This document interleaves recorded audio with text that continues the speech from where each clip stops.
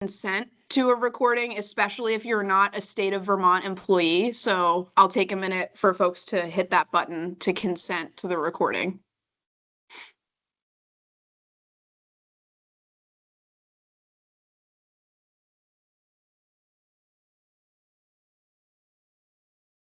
And in the meantime, I will share my screen.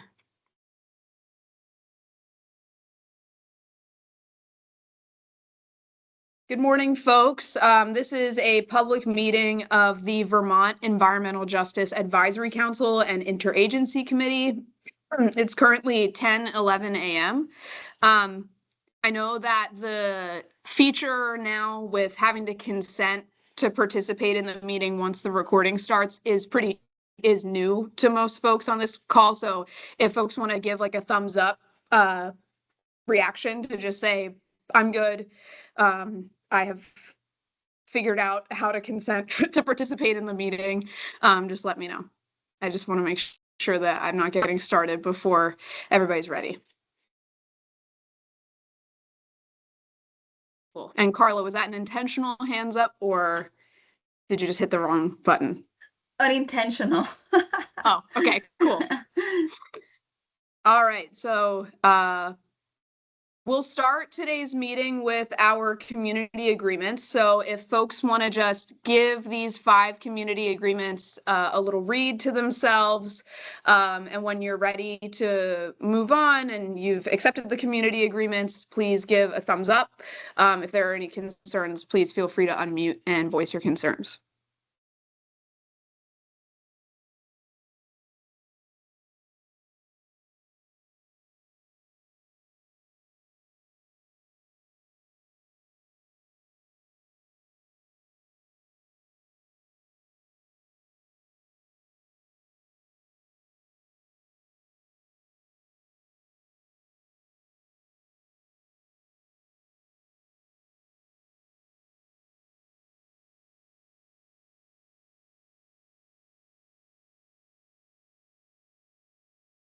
I'm starting to see some thumbs up from folks.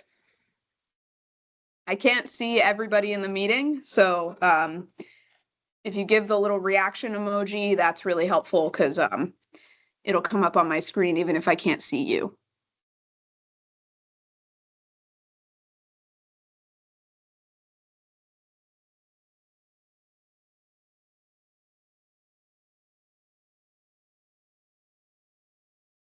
I saw quite a few, Julia. I think we're good. I didn't see any hands. Right. Great. Thank you very much. So moving on, this is our agenda for today. Today, as you saw over email, we're going to be focusing on the community engagement plan deliverable under the environmental justice law. As you guys know, we have a subgroup of folks many of whom are here today, who have been working on a community engagement plan guidance document that we would love to share with you for your review and feedback, and that's what we're really going to focus on today. So we'll start with our approvals, which we'll go into in just a moment. But then we'll do some brief updates, the community engagement plan reorientation, which will just be an opportunity to remind ourselves of the requirements of this deliverable and why it's important. And then we'll take most of this meeting to review and provide feedback on the draft community engagement plan guidance as it currently stands. There will be an opportunity for public comment around roughly 11:30. Are folks comfortable with this agenda?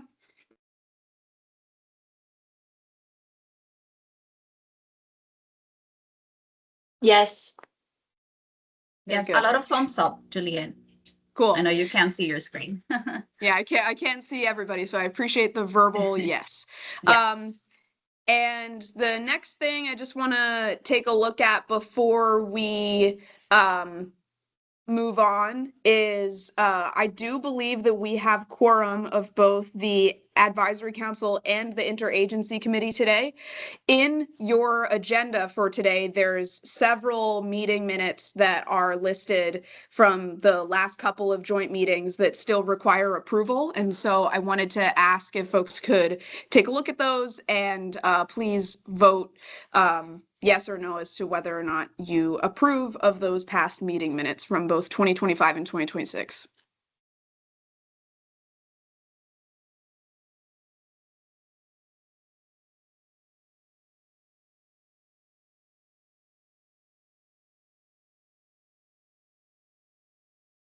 We're getting thumbs trickling in. Thank you. I don't know why they're not popping up on my, like in my presentation the way that they usually do. So thanks for letting me know. Victor, if you could be my eyes, please let me know if you see thumbs from everybody. I think I have now seen thumbs from most people. Okay, I'll give it another minute or two.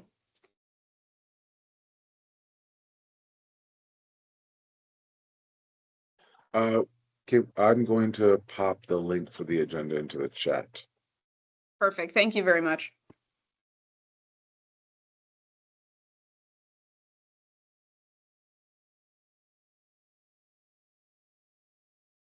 Juliet, can I ask a quick question while there's a moment? Yeah, do sure. so? Is that Dave? Yes, sorry, thanks. Dave Pelletier at the Agency of Transportation. I'm here with Marcella Dent today. I just, seeing the slide deck reminds me, I was looking on the, on A&R's excellent Act 154 resource website, and I can't remember, do you post the slide decks someplace after meetings as a resource? You know, honestly, we do if we get asked to, but usually we Okay. just rely on the meeting recording. So would you like the slide deck from today's Okay. posted? Not necessarily. My question was just based on wanting to go back and find like a latest kind of deliverables. I know you've had nicely formatted slides occasionally where there'll be like it'll show the deliverable due dates and kind of informational things like that that are kind of ongoing and longstanding. And that was what I was looking for. So no need to like post everything all the time. But that was my inquiry. Thank you. Yeah, we can definitely send that out at the end of this meeting, included in our follow-up email, because you're not the only person who has asked for it. We just haven't sent it out to the full group. It's been like kind of a as asked for basis. So we'll send it out to the full group. Thank you. Yeah, of course. All right, folks, are we ready to move on to our update section? I'm so sorry. No, did Oh. we get an email with the information for this meeting? I'm not seeing it, but also this document can't open. Okay, let me stop sharing my screen and see if I can send you one that will open. We did send out an email in advance, so let's just see. Yeah, I wonder what day was that, because I'm not seeing anything in my Outlook. Same with me. I didn't get anything. I was just thinking, did I miss something? And I look at my 2 emails. Maybe Yeah, I did, but Okay. I've got an email sent out on Wednesday, June 3rd. But no worries. I just sent the agenda link in the chat. Please let me know if you can open that right now.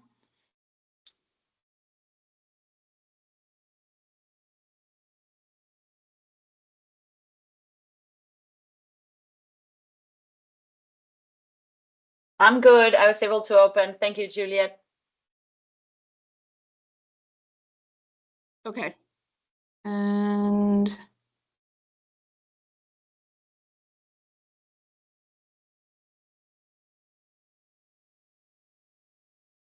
Jennifer, were you able to? Oh, yes, perfect. You said you could. Great. All right, let me go back to sharing my screen here. Oops. I'm opening everything but the slides. What's happening? Okay. As you can see, I was trying to read the instructions on how to make someone else a meeting organizer. Carla, you have your hand raised. You're muted. Good morning. Yeah, I was also gonna add for Trace benefit that we have the environmental justice law online library and the link is on that webpage that you referenced at the beginning, on the ANR Vermont Environmental Justice Law webpage. And in the folders, you will find all of the materials that are discussed in the meetings.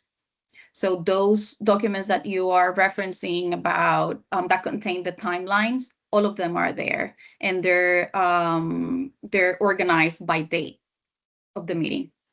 Yep. Thank you, Carla. All right, so let's move on. Excuse me, I have a frog in my throat.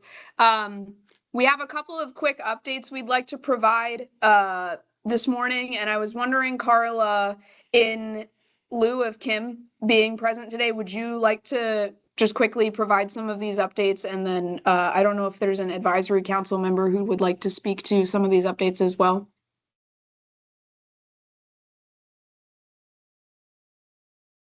I am muted first.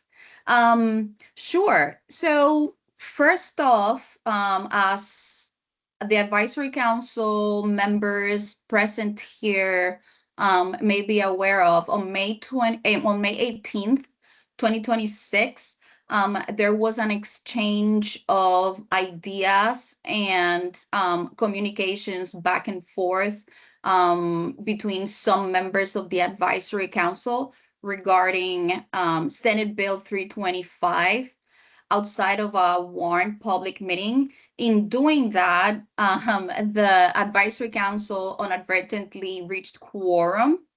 Therefore, we are taking this opportunity today to properly notice and have any exchanges necessary here for transparency purposes.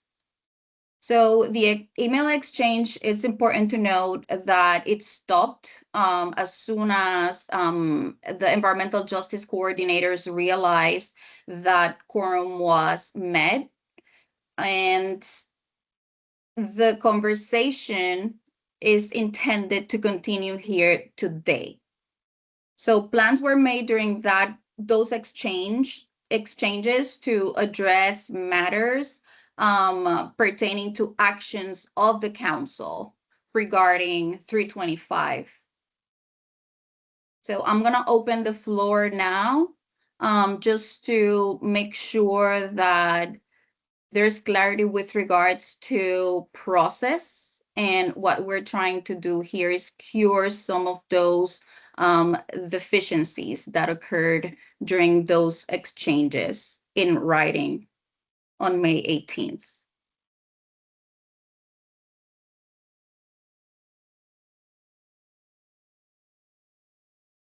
Yes, Jennifer, feel free to jump in. Yeah, I guess I'd like to understand, so by deficiencies, so the advisory council, like we have an email chain, but what you're saying is if too many people reply to the email chain, which is what I think we all wanted, that's if you could explain like what the problem with that is Yeah, and what's so deficient about it. sure. It's just a defect in according to the open meeting law. If an advisory body engages in exchange of business or substantive discussion of business of the council outside of a properly noticed meeting, then that conversation should be taken to the public forum as per open meeting law. And what that means is that it needs to be noticed. Notice of that communication or exchange needs to occur because it is an open meeting. It's considered a meeting. Therefore, in Vermont, we need to have communications and substantive exchanges that are part of the business of the entity in the public forum to allow for consideration of members of the public who wish to participate. And if there are no members of the public who are interested in participating, is for purposes of transparency. I'll jump in here and say that the terms defect and deficient are both legal terms in this case. They're not like a moral or values judgment. There was just an issue where we reached quorum over email, and so the public need to be made privy to that. And this is our opportunity to resolve that issue. But using the terms defect or deficient is not, they're just legal terms, not a values judgment. Mariana?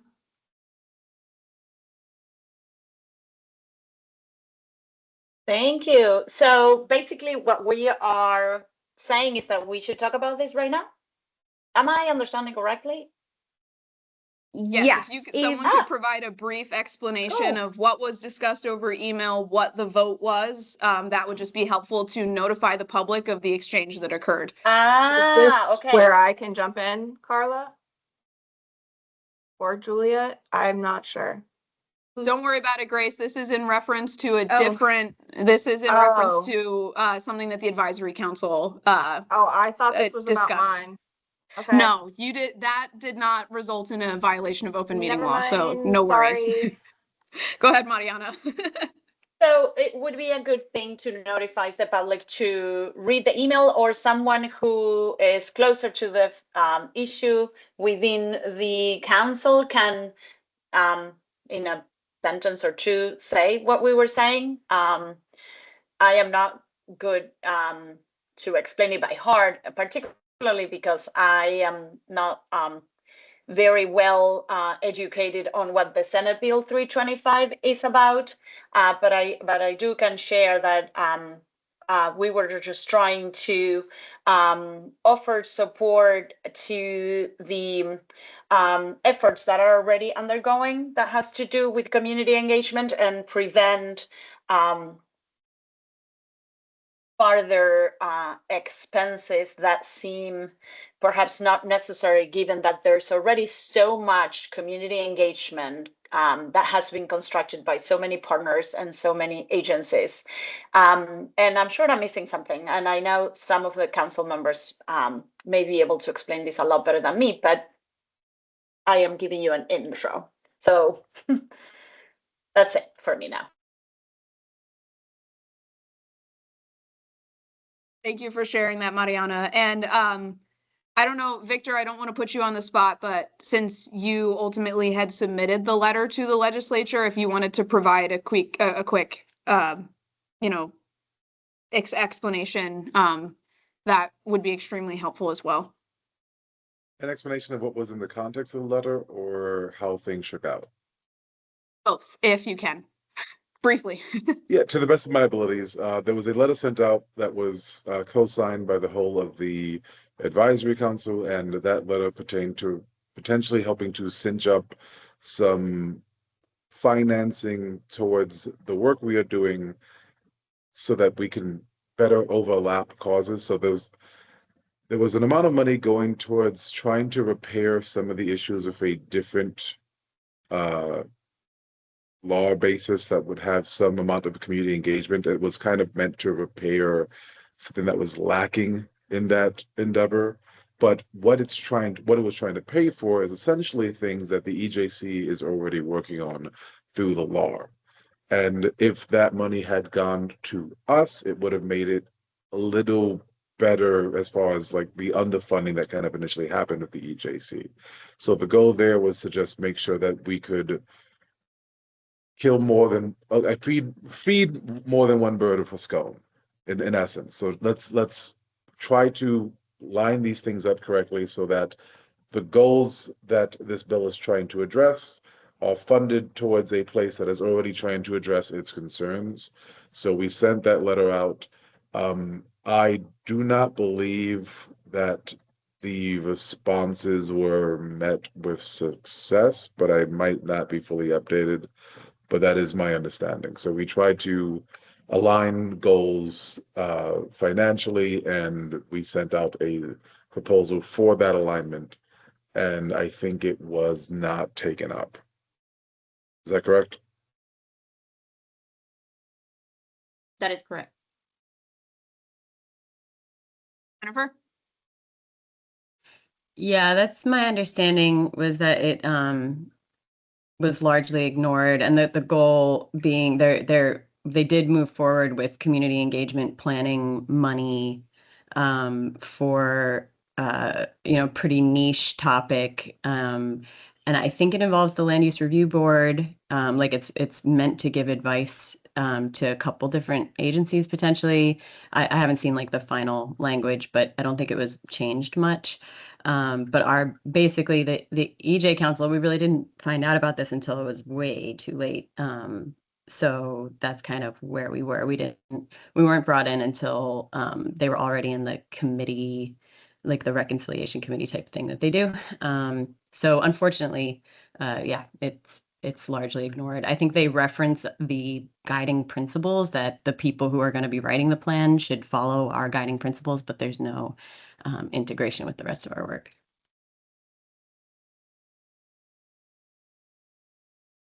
Thank you. Go ahead, Janet. Sorry, this isn't part of the cure, I don't think, but just some clarification. Initially, S325 implicated the Land Use Review Board and to conduct this public engagement. But by the time the bill passed, it was no longer, the board was no longer implicated. This is a public engagement plan for the legislature, so not for the Land Use Review Board. And I just wanted to clarify that by the end, the Land Use Review Board is not part of this public engagement endeavor that was part of the past legislation. Thank you for sharing that, Janet. Yeah, go ahead. One more thing. Also at the last minute, once the advisory council produced this letter, it was shared with me, and the board was asked to weigh in. However, it was too late. We couldn't weigh in as a board because we had just had a meeting when I got that request. It was already it happened after the meeting, and we weren't having another meeting for another week. And by that time, it was too late to provide input to the legislature. Thank you for that context. So obviously, this update was not the intended focus of today's meeting. We have another topic that we'd like to address in depth, but of course, this update is also an important one for us to address, especially considering open meeting law. And I just want to confirm before we move on, if folks have any questions, comments, concerns, clarification, anything related to this update before we move on. I just have a fundamental question to ask, and if it can't be answered quickly, I don't want to take too much away from the meeting, but I understand that there was content related to deadlines that was being presented, I think, as part of S325. Is there a report on any changes that were made or that we should be aware of as interagency committee and advisory council members? Thanks. Yes, great question, Dave. So the long story short is S325 did include both what this update is referring to, as well as the proposal to change a few of the deadlines under the law. And I will let Carla, or under the Vermont Environmental Justice Law, I should be clear. And I'll let Carla provide what the result was of that. Yes, thank you for that question. I would like to underscore what Jenny from the Land Use Review Board put on the chat, and that is that S325 does not yet have an act. It has not been signed by the governor. So the contents of it are still, bill proposals until they get signed into law. And as part of the process of introducing revisions to the deadlines, to some of the deadlines in the EJ law, There were several documents that were shared in email with all of the interagency committee members and the advisory council members. I will look to share those documents again once we have confirmation that S325 has become law. But just very generally, the deadlines that we're looking at are the cumulative burden rule making and the creation of the mapping tool.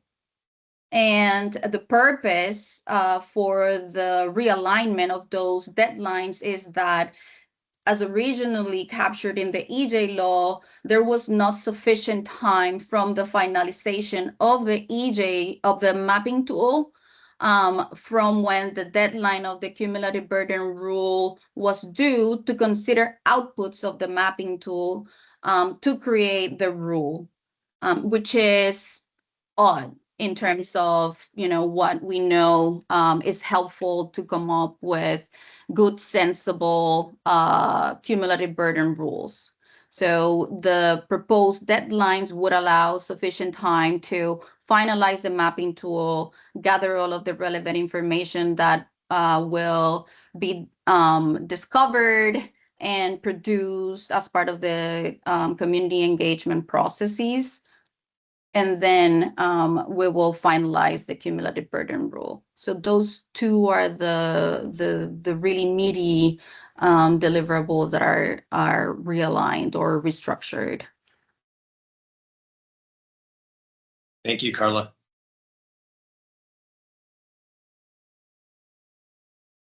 Okay, we'll take Jennifer and then Amy, and keeping an eye on the time. I think that, okay, we'll take Jennifer, Amy, and Abby, and then we'll move on, if that's okay. And hey, Kim, I see you're on now. I'm just looking at the last bullet here. It says to prevent this, that the advisory council should notify A&R ahead of time when quorum will be reached when discussing topics. I'm just like, how in reality should we go about doing things any differently than what we did? We included A&R in our first email, and you all made it really clear in the email that, once we reach quorum, we have to shut it down and post. And then we did. So I'm like, is there anything different that we should do next time? Because it's hard to know, like when you send an email and you say, Victor was asking for everyone to approve. Yeah. You want everybody to respond. So Yes. What should we do next time? Yeah.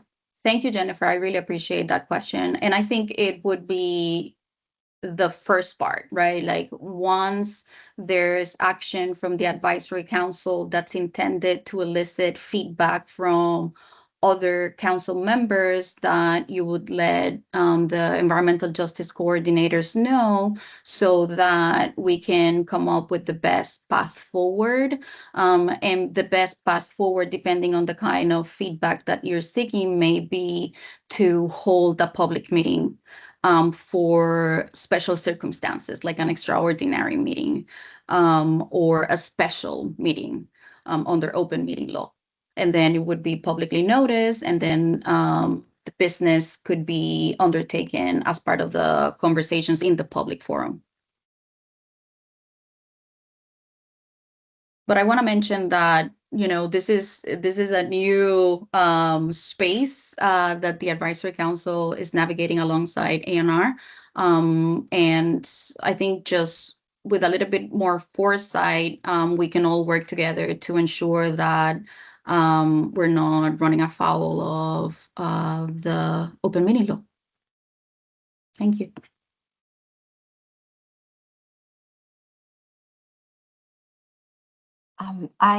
Julia, is okay. Two very quick reflections. I'm just coming into this, so just taking a step back and taking it in. I want to just I'm feeling a lot of gratitude for the AC mucking through this process to try and work together. And also I'm just feeling like this displaced burden on AC members trying to find funding to do the work. So I just want to acknowledge those things, and I just am grateful that this work came together to put the ask in, even though it feels like it's been messy and that this didn't work. And just also want to think about how can we support this moving forward. So just wanted to reflect on that. And also I would love for Mariana and Jennifer to have the community engagement documents. So I'm working on that, but if there's any ideas, I want to make sure they have those. Thank you. Amy, we just sent them the link to the public folder, so they have everything now. They should have everything now. Yeah, thank you, Amy. I think I got it all. And my brief question now, knowing that time, is it possible for the team members, you guys, to help us with understanding the time and this type of details, so that next time there is an opportunity, we are better prepared and we can act ahead of time. And yeah, you raise a flag like, wait a second, don't do this, so that you don't mess it up. Is that something that you can do in your role, or that's something that you're not allowed to do? It's absolutely something that we can do.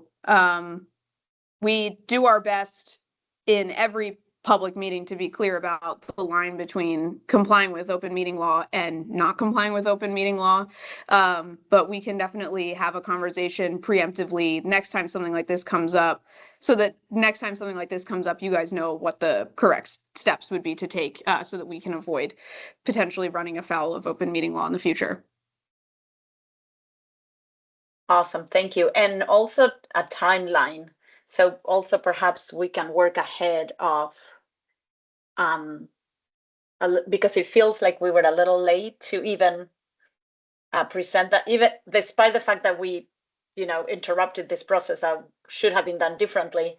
We were also kind of late, or I don't know if it was kind of late, or we were ignored for another reason, or the letter was ignored for another reason, or but I was wondering if doing things ahead of time would have changed the outcome.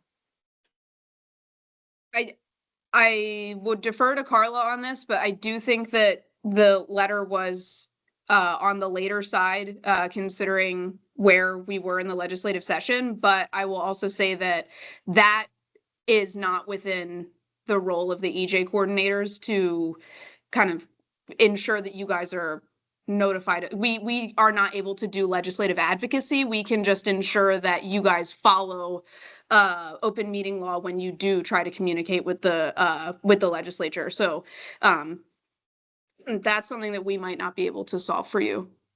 Sorry about that. No problem. And my last question is, who could help us with us? Or do we have to help ourselves? Like, that's something that we are supposed to figure out on ourselves.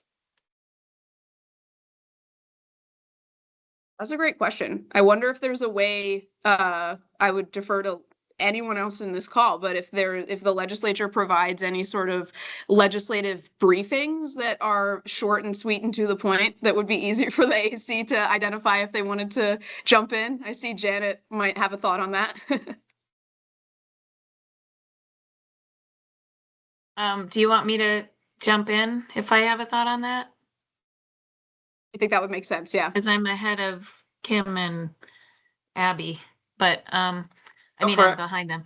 But so this S325 was the most politically fraught process that has occurred in Vermont in a long time.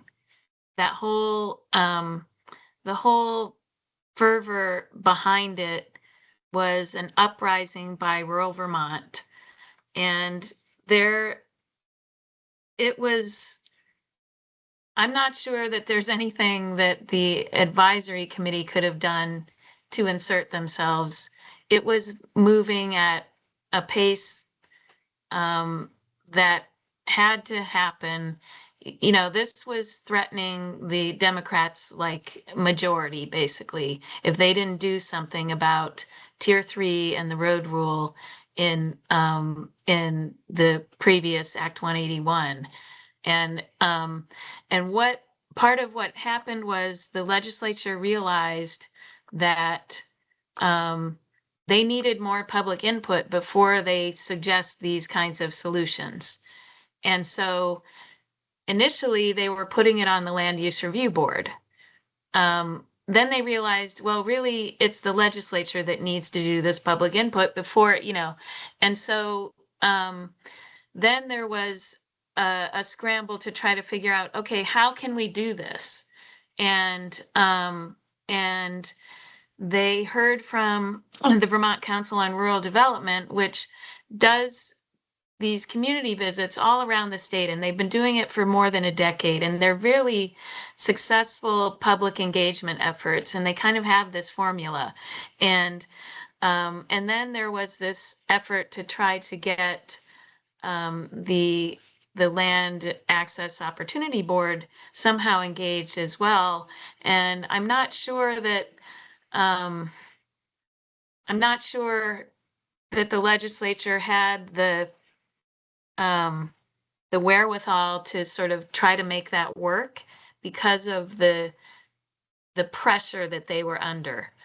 And so I don't know if that's helpful context, but this, this happens. Legislative sessions are crazy.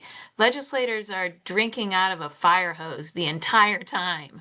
And for the advisory council to be engaged, that's a good question. The Land Access Opportunity Board is engaged, and maybe they could help. Maybe they would be willing to loop you guys in. I don't know. But it's sort of crazy for my board.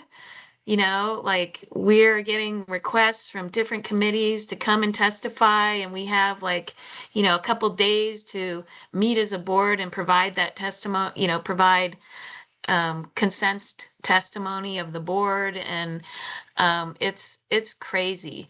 So I would reach out to Jean and Ornella and see if it's something that they're already engaged with, whether they could help the advisory council be engaged. Doesn't the final bill say that the Council on Rural Development is going to work with the Association of Conservation Districts and in consultation with you and the LAOB? That's the language I'm looking at. It's actually NRCC who's the holder of the work. The words on the page say Vermont Council on Rural Development, VACD, Land Use Review Board, and Land Access Opportunity Board. At line 16 of page 8 of the bill. Anyway, I just feel like if the LURB is in consultation, then as a covered agency, you can also say this is what the kind of engagement principles are. And then I agree with you that LAOB is supposed to be engaged, and there's lots of crossover and interest between LAOB and the advisory council. So I think that's a good idea. Like there's a very large and upcoming opportunity to participate in that work. There's a whole bunch of steps lined up in the bill that those folks are supposed to do, and we should be able to tap into that. Right. That's helpful, Trey. I was also, though, thinking that for future legislative sessions where issues might come up that might implicate the advisory council, and how do they get involved sooner, right? How do they get wind of that sooner so that they can have effective input for the legislature? So not just on this community engagement piece of S325, but yes, Mariana, I understand. Going forward. Yeah. I think getting into this will help to build the bridges that lead to more engagement with those community. Yeah. Anyway, we're saying same things, and everybody's been skipping over Abby. So check. That's okay. I just feel like there's a whole lot to discuss in this topic, and I don't know that we kind of built the agenda to hold space for this. So maybe this is a topic for a joint agenda at an upcoming meeting. I'll also just very quickly say there are members in this either advisory council or IAC that will be involved in the community engagement plan. And I think just keeping front of mind that AC perspective, I think could be valuable, and that there will be time between now and when that plan's due in January to kind of work on things together. But I think if we keep my suggestion is that, like, I think there's other avenues off this call and in a future meeting to think this through and talk about it. Without dismissing it, because I agree it's important. And my question is like not related to this. And so I'm also reluctant to bring my question up, but I put it in the chat and I will just say, like, looking at the realigned timelines, I had a question, as did our agency's EJ group, on if we no longer have an environmental benefits annual reporting timeline for reporting, seeing that my recollection of the realigned timeline said that in January of 2029 is when we have an environmental benefits reporting on environmental justice, investments, and proportionality. So like that's a standing question that I have been just seeking some clarification on some of the realigned timeline information, which again, maybe can be communicated in an email or we can talk about at another time rather than using this space today. Thank you, Abby. I would really appreciate if we could have those conversations separately. We have a really packed agenda, and it's really important for us to get the feedback that the subgroup, the advisory council members of the subgroup, and the interagency committee members of the subgroup need to get from you all today so that we can move forward with the community engagement plan guidance so that the agencies have the information they need to put together their plans.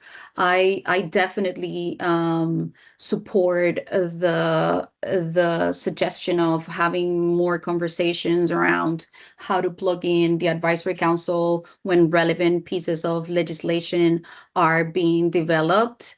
There are a lot of opportunities that I see, but they're all very limited in terms of time. Usually when the agency becomes aware or I become aware that there's a piece of legislation that's requiring environmental justice input is basically, as you all probably are aware, from this moment to like several hours later the next day. So it's very difficult to ensure meaningful participation from advisory council members in the creation of pieces of legislation. We have, and I put it on the chat because I think this is really important as we move forward and think about the role of the advisory council with regards to informing what the General Assembly is doing, that whenever we can, we do provide information about, the scope of work that falls under the advisory council, the importance to center the voices of the members of the council, to ensure that we're all, moving forward in a way that seems, reasonable and effective and efficient, which is what Victor mentioned when he provided the summary of what the letter was responding to. So I put an answer on the chat with regards to what ANR can do, has been doing, and will continue to do.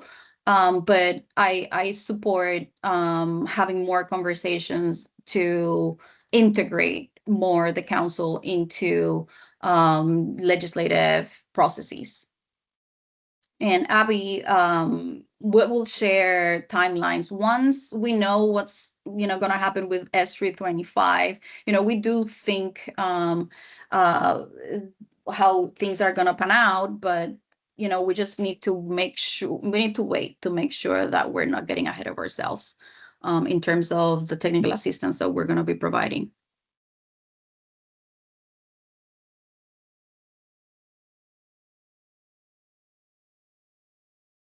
Go ahead, Kim.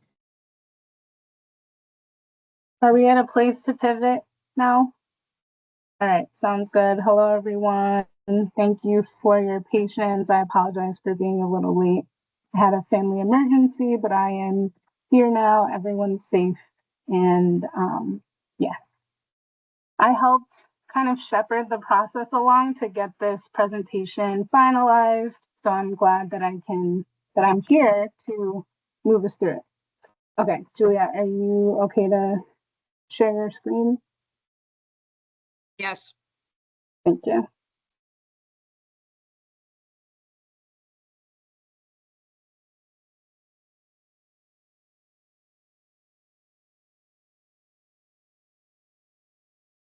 All right. So Is we're this where you talking want us about, to be? yep. Okay, perfect. I will also just pause and say there were a couple of people who had offered interest in sharing their screen, Juliet. So you didn't have to. Amy, since you're on the call, would you still be interested in doing that? Yeah, absolutely. Right. I think I can, Wonderful. I can just take control. Do you want me to do that now? That Or would when be you great. prompt? Let's make it easy for Juliet. Thank you so much for doing that. Let's try this.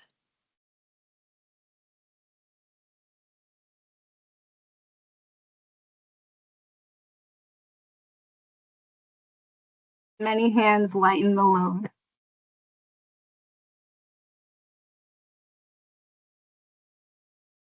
You should have control now, Amy. Hmm. Oh, I'm going to share you on the document right now. Okay, cool.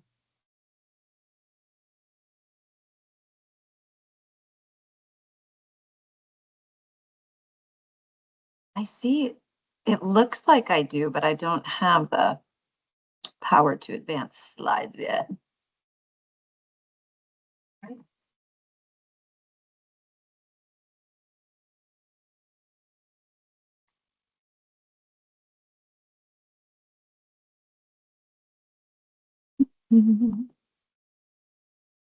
Okay, I see. Juliet, do you want to keep moving just for a second while I'll Yes. pull up the slides and then. If I may, like interject here, maybe we could just move forward the way that we are set up currently, and then for the second half of the meeting, then we can do the control transfer, so that we can cover the substantive material that we're looking to cover today. Does that work for everyone? Yeah, that works. Just wanted Thank you. to give us a quick minute to try. Cooperation is everything. All right, so community engagement plan deliverable. The deadline is July 1st, 2027. This is going to be a recap for everyone. Covered agencies, their community engagement plans must describe how agencies will engage with environmental justice focused populations as they evaluate new and existing activities and programs.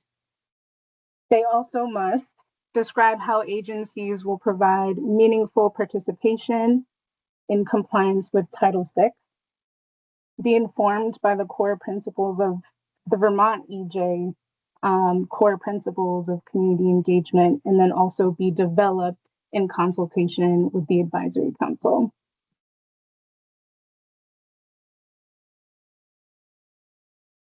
All right, what is community engagement? Community engagement, there are opportunities to connect and interface with community members. Meaningful participation, we have it defined here as all individuals have the opportunity to participate in energy, climate change, and environmental decision making. And then what is decision making? Their actions or choices by an entity that could alter the outcome of the work. All right, and now I'm going to pass it off to Victor to talk a little bit about the Vermont EJ Community Engagement Subgroup. Hello. So the Vermont Community Engagement Subgroup was developed in response to the AC and the IAC's agreement that the community engagement plans should share key qualities and context. The members who were working on this in the subgroup were from the AC, Jennifer Byrne, Victor Davila, Maria Sears. From the IAC, we had caller Ramundi. From covered agencies, we have Ricardo Erickson, Sarah McIlvaney, and Charlotte Safran. From the CREJU, we have Kim Barrett and Juliet Birch. Next slide. Cool. The Community Engagement Plan guidance was designed to help guide covered agencies through necessary critical thinking to develop their own community engagement plan. It provides strong recommendations for each plan to consider. It will not serve as a template, but can be used alongside technical assistance, consultation, and interagency coordination. Covered agencies who are here in the audience.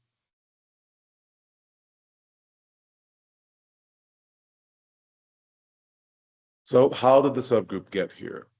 The community engagement subgroup identified that the guidance must be structured to meet most of the covered agency's needs and flexible enough to respond to the adaptive nature of engagement. It was designed to hopefully incorporate public meeting feedback from the last 2 years, conduct in-depth reviews of pre-existing community engagement resources. The subgroup chose to heavily incorporate these pre-existing engagement resources as opposed to recreating work that has already been done. This aligns with Principle 1 of the Vermont EJ Law's core principles of engagement. We wanted to develop the draft CEP guidance as 2 options to convey overlapping context. So, as a quick aside, there's going to be 2 documents. These are not meant to be compared side by side. They are 2 different potential methodologies that will require independent feedback. So we are not comparing and contrasting. When we review this later, we are answering questions independently within each document. So the next steps for CEP guidance development. The AC and the IAC will review 2 options to inform the next drafting phase. Subgroups will aim to deliver 1 final draft guidance in late July. The subgroup will also pay special attention to the need for covered agencies to have sufficient time for technical assistance.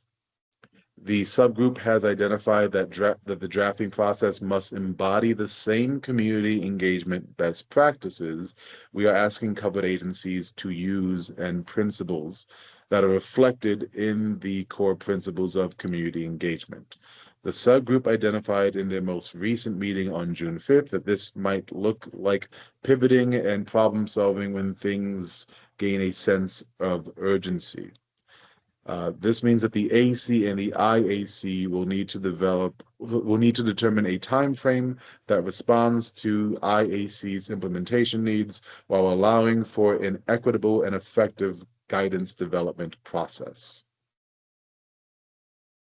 Kim. Thank you, Victor. So some important notes for today's review and discussion. Both review options that Victor mentioned include foundational content and valuable approaches. Also, they both include elements that include previous input from the IAC and the AC. So what is our ask today? Our ask is that you review both options. They're called option A, option B. We're asking that you review them together to explore how the different elements and approaches work and potentially what's missing. And if you don't even get there, that's totally fine because we recognize this is a quick review and it's really more about the discussion and gleaning feedback from that. The task is not to determine which option is your preference. So what is the outcome we're hoping for?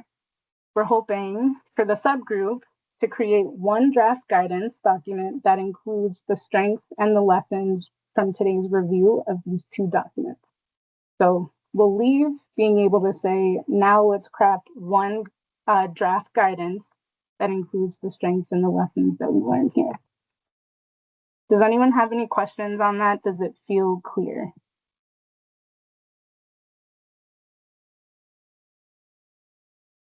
All right, cool. Next slide, please. Some additional notes. Again, today's review of the 2 draft guidance or the 2 draft options will be used to create 1 guidance document. And then also we wanted to share that each covered agency's community engagement plan, like that their document, and also each of the covered agencies' development process will have areas that the guidance cannot address. So we're asking that, covered agencies that you rely on our team, praise you, your fellow AC and IAC members, your WOA partnerships, to get as much help as possible to troubleshoot. And also reminding you all that that work can also start before this guidance comes out as well. We're always available, and we've already started working with some folks to help get the process going. And then also today's focus will not be on language or word choice. And so the drafting team is going to work hard, like after we get this feedback, to work on plain language and all of that. So no worries to getting into that today. Now, the different groups represented here today are going to be asked to give specific feedback so that we can best update these documents. For the IAC's focus, please let us know if you don't understand what a section is asking you to do, if you understand what a section is asking but do not know how to do it, or if you find a section has been particularly helpful or clear to highlight that. For the AC's focus, please let us know if there are important things missing to make engagement meaningful for communities, if there is context that you feel should be emphasized, or if there are areas that you feel are most successful. The AC members we're trying to asking you guys to review from like a community member perspective or a organization working with the state. So the community engagement plan review and feedback, we're going to do this in 2 parts. There are recommended steps for a community engagement practice. That's the section that we're going to be first reviewing. What does this section do? It provides recommendations for best practices, key actions. It describes each step in community engagement processes and provides recommendations for how to draft this section of the CEP. Questions? Sorry, 1 second. I'm gonna send this to Sarah now for this section for questions to consider during review. Yeah, so this slide currently just summarizes what Victor had shared before the slide changed. So the section we're going to start with, this is the 3 high-level bullets of what that section will do. And Juliet, you can go to the next slide. Okay. I actually just want to start by having everyone like take a really big deep breath, because that was a very action-packed 68 minutes. And a lot of things were flying around, and I'm just like really appreciating the dynamicy, we shall say, of that.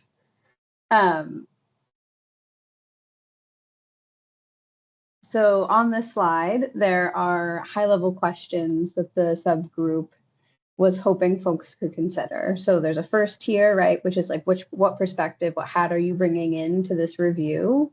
Are you a covered agency, either a rep or an employee of a covered agency or a state entity?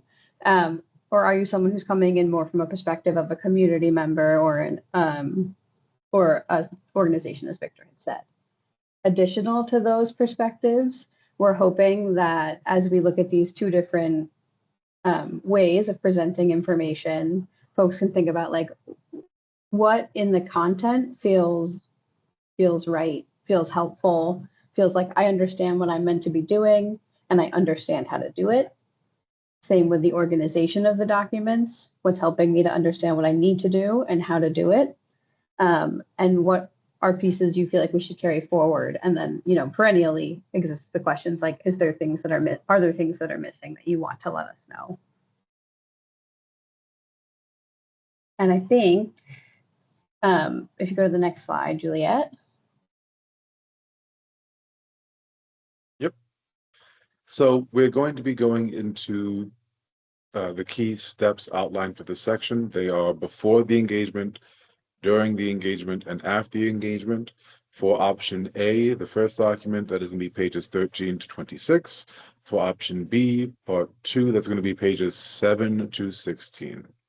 So we're going to take about 10 minutes now to review in silence. Then that'll lead into a group discussion for 25 minutes, and then a public comment for 5. And I just put in the chat, those links should take you to both option A and option B. Please let me know if they don't function.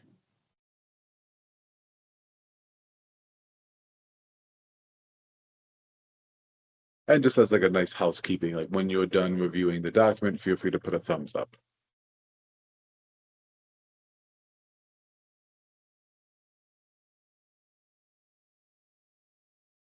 Maria, you had your hand up? Was that an accident? No, I was just saying that I will, that I understood the direction. Thank you.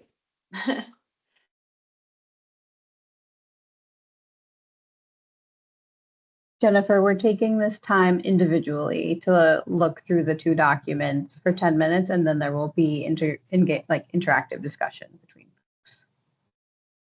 Does that feel clear?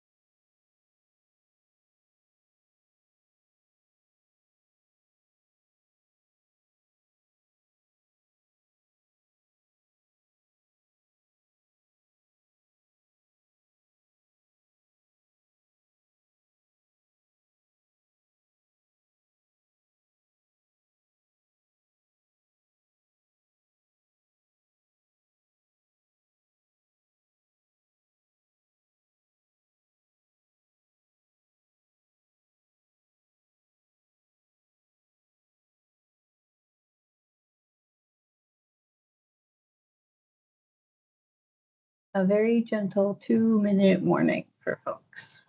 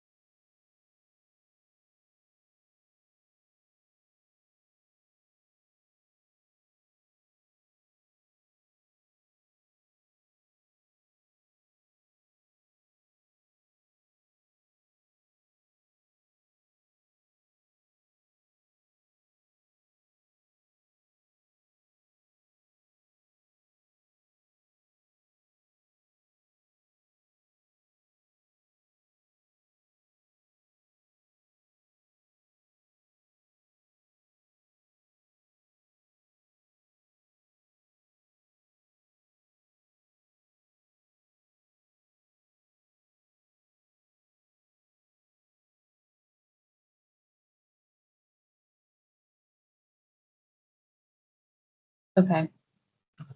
It's 11:21, so I'm gonna pull us all back, and then hand it over to Kim, just because we're having a little bit different timing than we had originally scheduled, but we are all flexible humans here. Yeah, thankfully. It'll all work out. Okay, so I think what would make sense is to give ourselves a little like space. So if there's a member of the public who wants to share a comment, we could do that now. If there isn't a member of the public online, then I would suggest that we take a 5-minute reset to ourselves so we can process what we read and then come back fresh for a discussion. Hopefully that feels good for folks. Is there a member of the public that would like to comment at this time?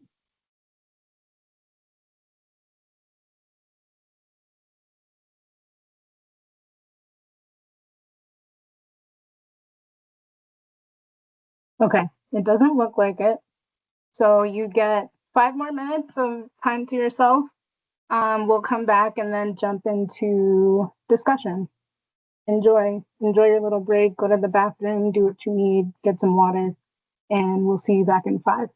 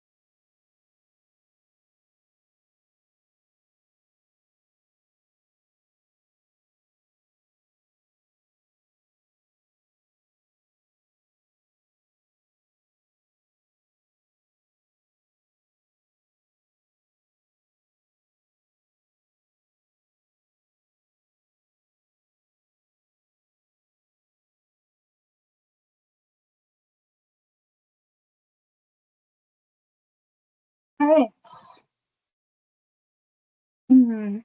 Looks like everyone's back. We're going to move into discussion. Sarah, how do you feel still about putting folks into small groups? I think you had missed this part of the meeting, Kim, but we were struggling to figure out how to give me the permission to do so. And I guess, how are folks feeling? Would a full group discussion versus smaller groups feel okay? We had a plan around smaller groups, but obviously there's a lot of stuff going on. Go ahead, Janet.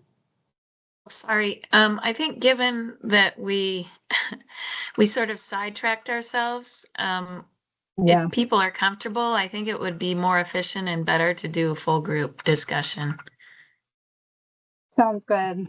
And we could do circle process.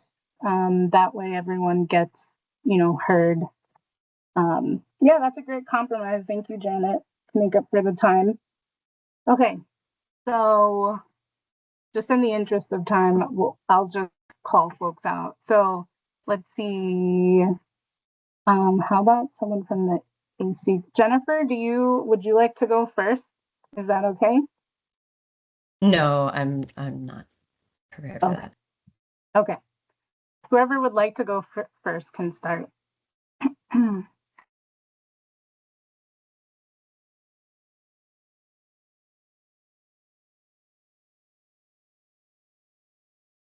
This is Charlotte. I'm sorry. Kim, are you asking for somebody? I'm not prepared to go first either, but are you asking for somebody to provide just their general reflections or answer one of the specific questions? Yeah, folks can share what feels most resonant to them. So that could be answering one of the questions. It's just your initial reaction. Yeah.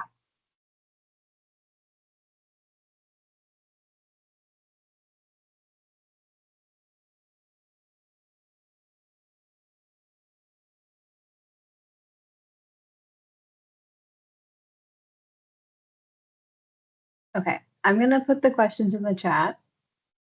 I appreciate. So we had been thinking about going into woes, which Jennifer is talking about in the chat. Because of some absences today, that actually doesn't work out very well. There are like key folks absent from most of the woes to make them IAC AC groups. And so in lieu of that, and with now a smaller group, we are going to move forward, at least for this discussion, with a full group. WOES is working on Excellence Partners Charlotte, their AC IAC pairings and groups. I'm going to put the questions in the chat, but why don't we open it up with like, what are folks' reactions? What is coming up? I know people have them. I know people are concerned about this deliverable. Like, any information you have for us as a subgroup is very helpful. Go ahead, Claire. Sorry, I was going to offer to go first since we were being a quiet group. So I will say I feel like the content in both feels very similar to me. I'm not sure if it not 100%, but like very similar and like across the board, very helpful in guiding this work. So I definitely feel like for me, like I didn't read through this and feel like there's a huge process piece missing that I'm looking for. And I will say, I think in terms of thinking about how I would use this, like to support community engagement, I think option B maybe resonated a little bit more because I felt like I could almost turn it into like a checklist that I could hand to someone saying like, as you start planning for this process, like, here are the things you should be thinking about. Like I especially in this shorter, I mean, maybe if I sat with them a little longer, it was a little easier to digest in the 10 minutes. But I generally felt like a lot of the content is there. The second one seemed like it could be operationalized a little bit more in terms of like doing the work versus like the second one felt definitely more like a technical resource, like very valuable as well. And then my last piece of feedback was I noticed one difference was that I think Victor, you said not to compare them side by side. I'm going to do that briefly. The longer one included like examples of how agencies have done the work, which I found useful, but I really liked the reflection questions in the second one, which reminded me of the benefit spending guidance. And that was a piece of that guidance document that I really appreciated doing that work. So I will pause there. Thanks, Claire. Just confirming, I think you said option B twice, but option A was the more like detailed technical assistance. Yes. Okay. Thank you. Go ahead, Amy. Sorry, Kim. I'm not facilitating this conversation. I will stop. No, go ahead. You're part of the subgroup. We're doing it together, so this is great. It doesn't have to be just me. Okay, a few reflections. I don't know that I was totally on task with the page numbers, but I'm going to share my reflections. The top one being nice work to the subgroup. Thank you. These are so helpful and the content. So just huge shout out to the subgroup. Thank you.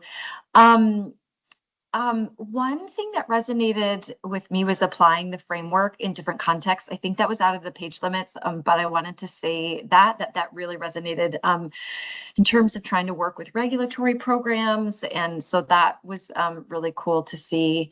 One question I still hold, and maybe this is to reconcile at the Department of Health, is just like identifying communities and being explicit in the guide. I think the guide that we have is really intentional around marginalized communities. I know that it does say environmental focused populations, but some of those definitions are still, I think, less defined. So that's some questions and curiosities that I'm holding as it relates to this. And then I also loved the template in the appendix. I forget which one it was. Those are my reflections. Thank you for listening.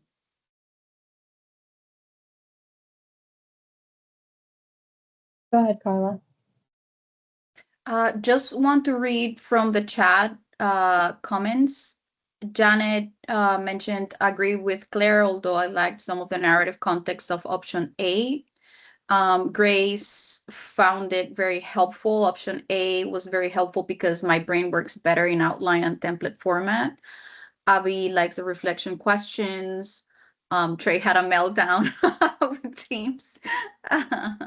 And then Jeffrey, from an analytical standpoint, option A, compensation section, and its explicit centering of BIPOC communities is particularly attractive, and option P, structurally superior as document architecture. Don't want to miss those comments in the chat. If anyone wants to expand on their comments, you're free to do that. Thanks, Carla.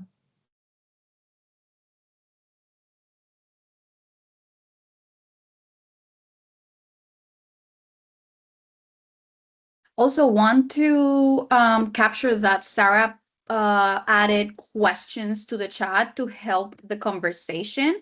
The questions are what content feels right, organization, structure, and what would you like to see carry forward in the next iteration of the guidance document? And what is missing? What is something that in perusing those documents you would like to see?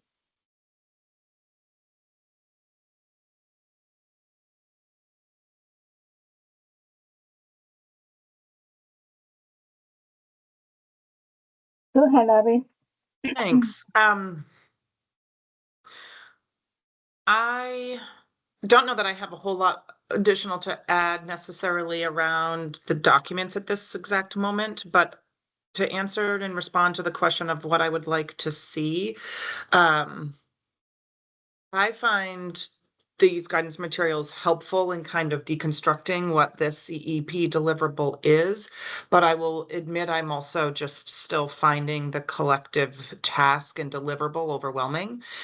And I wonder, I think I would find value in some dedicated time, and I don't know how this fits into kind of like capacity within our IAC meeting structure or even a joint meeting, but taking certain sections of the process and having discussion.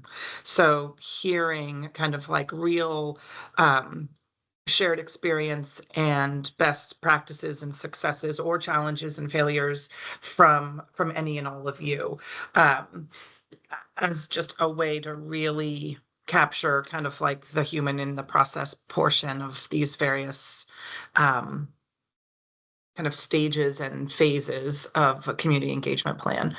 So I think that's more of a just like how we could operationalize some shared learning could be holding some time together to share what people have done and tried. May I ask a follow-up question? Yeah. So what is coming up as particularly challenging? Is that a question specifically for me, Carla, or is that for everyone? Yes. I'm trying to ascertain what of the process comes up as challenging. I think I think that you could use the word challenge. I think I use the term overwhelming. I think what I feel is that I think there's a lot of steps in the process, which to me feels both a requirement of time and human capital, and each phase in the process kind of, or numerous stages in the kind of plan development process require engagement with other members of our agency. That means additional time and capacity and scheduling capability to sort of like gather that input.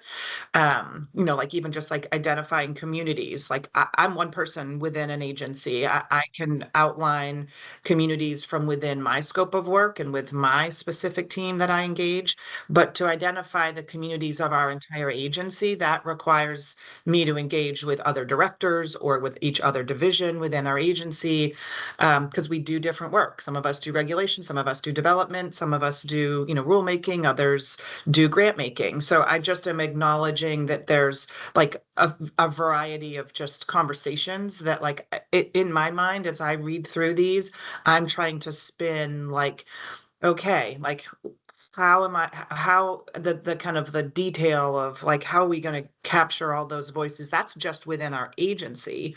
Mm-hmm. And then I certainly feel, if there's value in kind of gathering perspective outside of our agency, sort of like capturing some community thoughts from even outside the Agency of Agriculture, that is another kind of like process in developing the plan. So others probably have different reactions, but that's mine. That's helpful. So if I may repeat back, just for confirmation of understanding, is overwhelmed with two distinct steps. One, the operationalization of the plan itself, which will require a kind of engagement within your agency that seems difficult to do. And then also with the process of standing up the community engagement plan itself, due to the rigorosity that the process seems to entail. So it's the actual operationalization of the community engagement plan based on the guidance that is before all of us now, and then also the process of creating the community engagement plan, because it entails reaching corners of the agency that are kind of like hard to reach. I think that's a reasonable recap. Yeah. Okay. Thank you. I see Mariana and then Grace, and then I saw Kim's hand, and then Victor, and then Janet. Go ahead, Mariana, you're first. Thank you. When I was thinking from an advisory council perspective, something missing is, and I think Abby may have touched upon some of what I'm trying to say here is, I'm concerned, or I am interested in having some sort of coordination or somewhere in the plans that invites agencies to coordinate to a certain level or to a certain extent before. I mean, this is for implementation, not necessarily for the draft part, but I'm not sure if I was able to find in either of the two versions a clear portion where it says we need to care for these communities. First and foremost, they are the protagonists. And we need to make sure that we, not 10 agencies of government, start engaging with them randomly without a coordinated effort. Because imagine if you are one of the communities that is impacted by all these agencies, which if you are a vulnerable community, you very, very, very likely are impacted by transportation issues, by agricultural issues, by environmental issues, by you name it. So imagine if all these agencies are trying to reach the same communities at the same time with all these different beautiful plans and activities to engage. People may be overwhelmed. So the truth is the best thing, if we center the people that are going to be impacted by this work, is to perhaps have only one or two main ways of engaging and have all agencies participating in those activities. And I'm not sure if that's even possible, but some sort of collaboration, I feel like, needs to be worked out, or some space for collaboration needs to be worked out, so that when all agencies begin to implement these great plans, there's no overlap, or there's little overlap, or people out there feel like, oh my goodness, I have all these opportunities to engage now. And some of them are even compensated. And I am concerned that it may be confusing or overlapping or overwhelming for community members, especially those who are most vulnerable, and whose voices we really want to center. So that's all. Somewhere, we could work or talk about that a little bit more, or make sure that somewhere that is included. Thanks, Mariana. Go ahead, Grace, and then Victor. Yeah, I kind of just, sorry, I already said my comment mostly in the chat, sort of echoing what Abby was saying. And Carla, I guess this goes back to the meeting that I had with Creju, and, thinking about who the ask needs to be directed to and how to involve directors and stuff. But it's still, as Abby said, sort of overwhelming to think about as just one person. But I do want to vocalize that, like, I find this guidance super helpful, especially the example language, which I know we're not supposed to, obviously copy, but it's super helpful, and the resources and stuff. So thank you. Go ahead, Victor. Just in response to what folks have been raising right now, would it be, as a response to that feeling of overwhelmness when in communication with your own internal agency, would it then be helpful for the guide to include a description of that level of engagement, like how that engagement with internal staff might need to be phased out, like how, like step one, step two, as far as like building out a good workflow for making sure that that communication is happening smoothly internally? Is that something that would help cover that, or is this more of a need for clearer explanation of design and implementation? Like, what would be more helpful?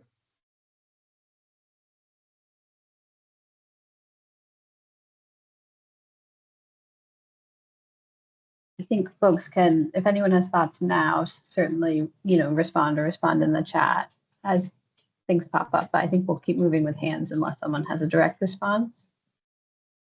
Go ahead, Janet, and then Mario. Well, I'm next. Okay. Well, maybe partial direct response to Victor.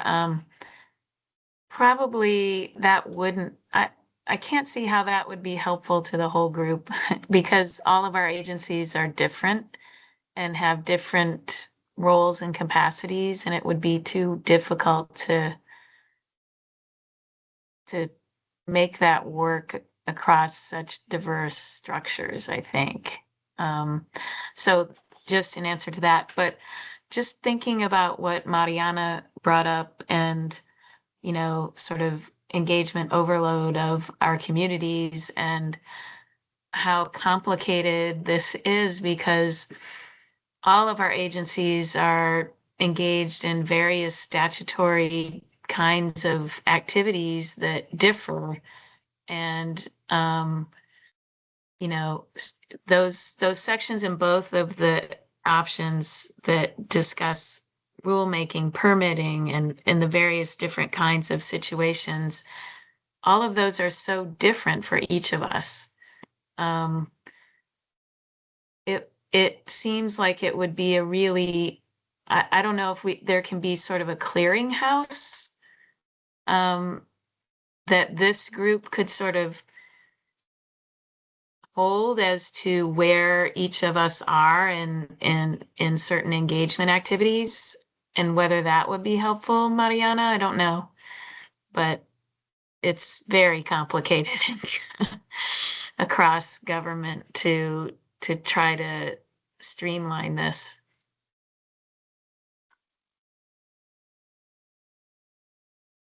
Thanks, Janet. Okay, Mariam, you are next.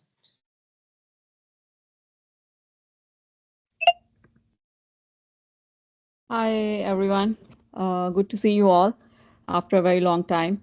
I think some of my questions are already answered by Janet, but I still want to go ahead and put it out there. Like, my question was in terms of implementation too, like, given the US standing on Paris Agreement and related funds to UN organizations and different states as well. Once we put all the efforts to develop this community engagement plan, have sessions with them, whatever like methodology we opt to talk to our respective immigrant communities and know their environmental burdens, this plan is developed, however we agree to, but for implementation, you need resources. So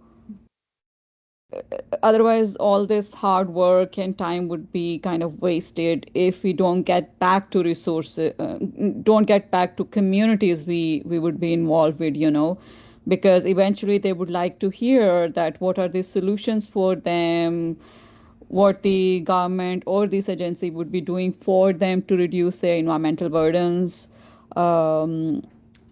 Yeah, my like questions were around that, but also in terms of like developing community engage, are we supposed to like develop community engagement plan for like each of our own communities, or there would be like one document eventually for different immigrant communities in Vermont? For example, there are like Asians, there are like Mexicans, like there are like different immigrant community members. So if I talk about my community, immigrants, like how do we like, I don't know how to put out there. So how do we plan to have different sessions with them? Because when I was thinking about community engagement plan, I was thinking to have consultation sessions with like community members, but since community members have like different languages as well, and they have language barriers too.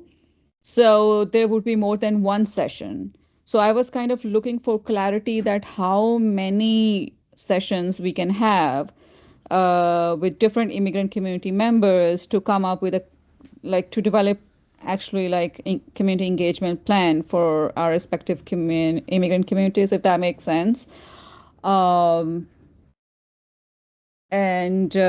Yeah, I think for now, these are my two major concerns. Do you mind if I ask a follow-up question, which is? Yes, please. Just making sure that I'm clear, like you're thinking about, so each agency has to create their own specific community engagement plan, and thinking about how that plan would have nuance about working with, oh my goodness, working with specific communities in Vermont. I think I will offer, and then please push back, subgroup, that we haven't actually talked about like community specific aspects of the plans. So that is, I just want to make sure that like I and the whole group hears that we haven't talked about that yet. Thank you for bringing that up. Charlotte, and then Carla, and then Claire. Thank you. I had a few questions and comments. First, Mariana and all, I want to, as a subgroup member, I want to make sure I understand, similar to what you had said, Mariana, or asked, and then I think what Jennifer put in the chat. Am I hearing that it would be really, really supportive if this guidance offered like, here are like the core values or commitments with which the entire state of Vermont is leaning into community engagement, and then and then in addition to those like core values and commitments, like here's what can be differentiated depending on your agency. I just wanted to like get a thumbs up if that's what we're talking about, because there are core values and core concepts in both documents, and I think what I'm hearing is those clearly haven't risen to the top enough as shared core values across the state of Vermont. And another thing I wanted to comment on regarding what Mariam just stated and what Sarah had stated, there are some pieces in the plans, and we haven't specifically talked about, for sure there needs to be cultural humility and cultural responsivity based on the populations of focus for a certain community engagement activity. But there are those sections around do your research. The state of Vermont is responsible for doing research, understanding how and when we have or have not interacted with certain organizations, communities of focus, priority populations. And so I think I'm hearing that section also needs to be elevated. And then lastly, Janet and all, we hadn't been using the word clearinghouse, but in response to what we are hearing from our state of Vermont colleagues in our community engagement community of practice, Sarah and I have developed a community engagement inventory tool meant to reduce burden on communities with whom the state of Vermont engages. The idea is that this community engagement inventory tool, it will be the state of Vermont's responsibility to input types of engagement that are happening. The engagement, it's connected, what agency or program it's connected to, what communities were involved, and lessons learned, so that state of Vermont folks talk to each other and talk about lessons learned, so that the burden is not put on community. So that will be referenced and linked in whatever guidance, because we're really, really hoping that, again, we as state of Vermont employees take on that burden, so that we don't put it on our communities who've already been harmed by us. So I'll pause there.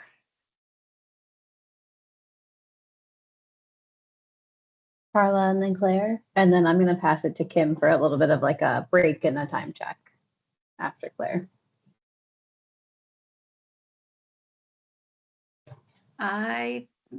didn't intend to have my hand up. Sorry. It happens. Let me Go ahead, Claire. lower it. I don't know, I feel like my mind has like bopped all over hearing everybody comment before me, so I'm trying to like reformulate my comment into like its current form versus where I started. Which I think maybe I just want to vet that I'm understanding the deliverable we face next July in the context of this guidance versus like development of a community engagement plan for a specific initiative, which I feel like elements of this conversation have touched on both like the deliverable and implementation. And so I want to make sure that I'm understanding in a similar way that others are, which is that the deliverable we faced in July, which this guidance is intended to support us in creating, is an overarching community engagement plan for our agencies that will guide how we implement community engagement writ large, whether that's just ongoing relationship building with community or within the context of a specific project or initiative. And that it's not the same as that project or initiative specific engagement plan that I might develop for like a stream of work, or like, as much as we are going to try and move away from this like one-off, like I have this funding and I need to develop a program and I'm developing a community engagement plan to support that. That's correct, right? Okay, great. And yeah, so I feel like maybe what is missing from my perspective, I think that's clarifying like what I put in the chat, having heard Abby and some others talk about, is like maybe some language that we could include in our plans that specifies that like this is kind of a template for how our agencies will move forward with community engagement work writ large. And a part of that process is identifying like who will be involved and what, generally speaking. And it can, I think what I see in these documents is a template we can use to like copy into or start from. So we're not every time we do community engagement, like starting from scratch of like, where do I begin? And so I think I just want to vet that that's the intention and that I'm understanding it correctly. And I think from that lens, most of the like template pieces are there, but maybe again, like some of the process of how do we actually get to the July 1 deliverable is what's missing, at least in the sections we reviewed today, which I haven't read all the documents writ large. So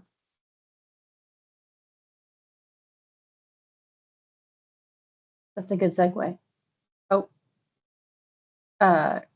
Kim, can Abby go? Okay. I don't need to take up a lot of time. I'm sorry, Kim. I appreciate the distinction and the clarification, Claire, that you're offering. The only kind of like related piece, which I think I want to just lift up, is that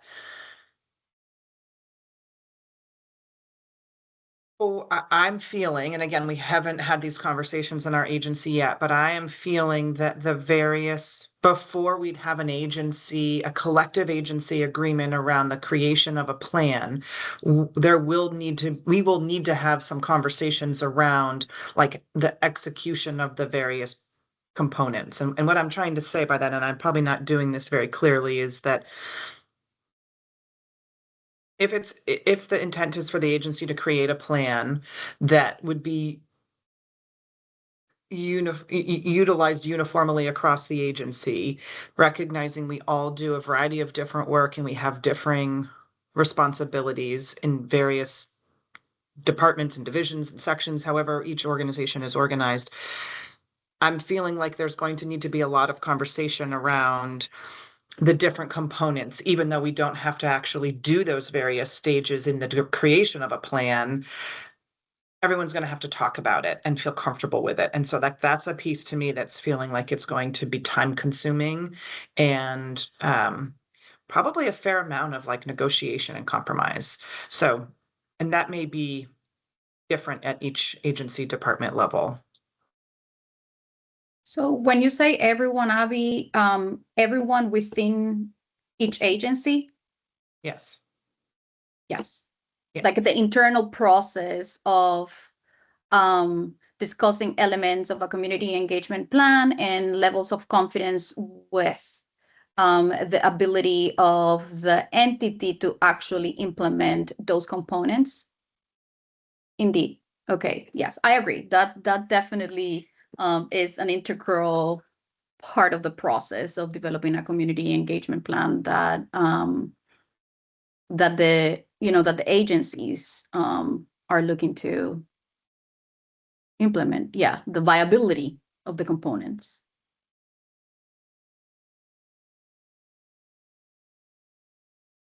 I want to hand it to Kim. So yeah. Okay. Jennifer can go, and then I'll go after. Thank you. Okay. Okay, great. Yeah, I'm thinking about like a step that the subgroup might be able to, like a next step, or maybe something that could be even a part of this guidance document is almost like the pre-assessment that has to, and the work that has to get done within each agency. I'm thinking about like, it's going to be conversations, potentially surveys, maybe like rolling out, this tool, or like the concept of a database where people can post their engagement work. But I'm wondering if maybe that's something we could like take back to the subgroup and think about sort of that entry point of like, okay, we have basically that we have a year. So, in the next 6 months, like how do the IAC members move forward within their agency, kind of just set out some goals. And then I would love to hash out some of these, like, what are the pieces of this that we think need to be more aligned across all the plans, really from each section, like what's important that we're collaborating on.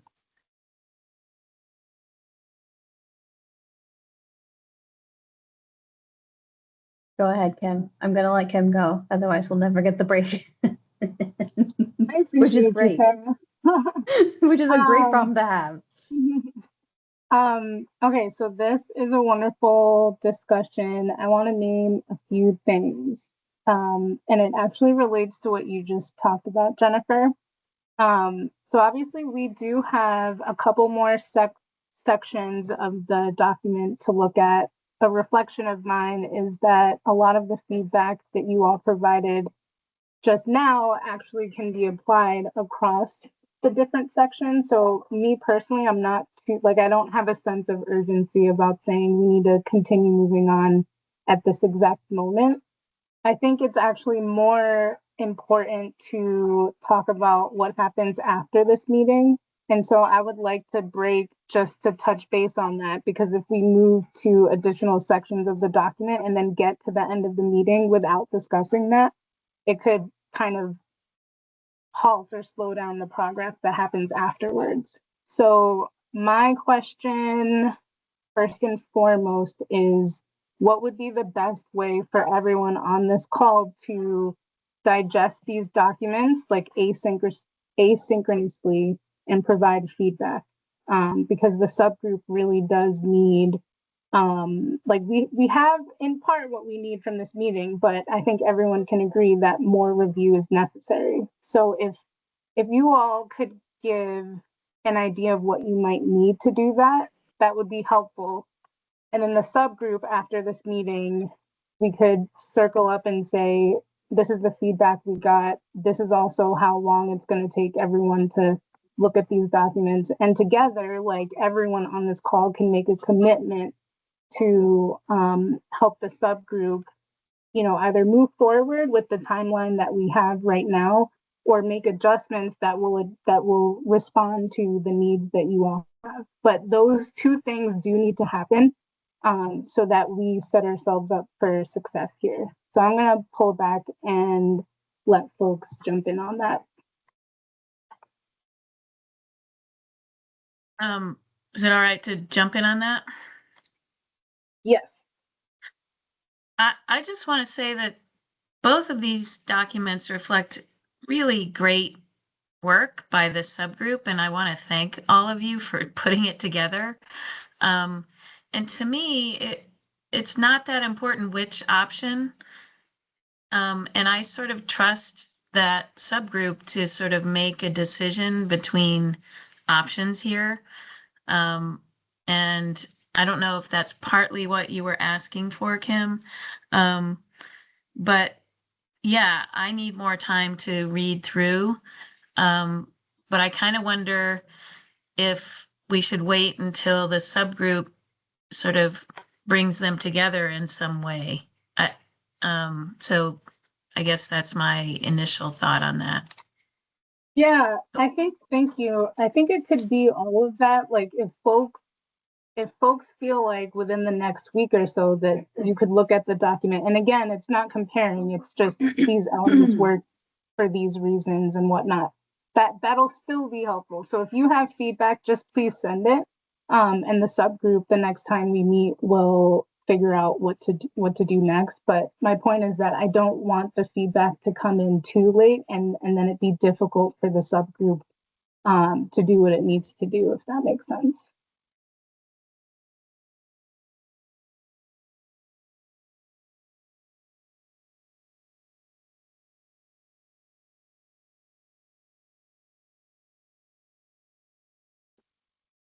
Abby, to respond to your question, our next meeting is not next Friday because that's Juneteenth, but the following Friday, so the 26th. June 26th, 2 weeks from this Friday. Go ahead, Kyle. It makes sense to me. Sorry, just to jump in, but and I don't know if you want all feedback by that meeting or in advance of that meeting, so that like, let's use the structure of how this group's already gathering to get you what you would need as feedback. So again, you have to let us know. Does that mean you need it days before so all the comments can be assembled, or do you just want all of it submitted to you by the 25th and then that becomes the focus of your meeting on the 26th, or do you want it a week in advance so you can try to incorporate those edits? Like I'm not sure what works best for the subgroup, but Yeah, subgroup folks. I see your hand, Carla. I just want to make sure we answer this. Subgroup folks, how much time do you want with all the feedback before we meet on the 26th?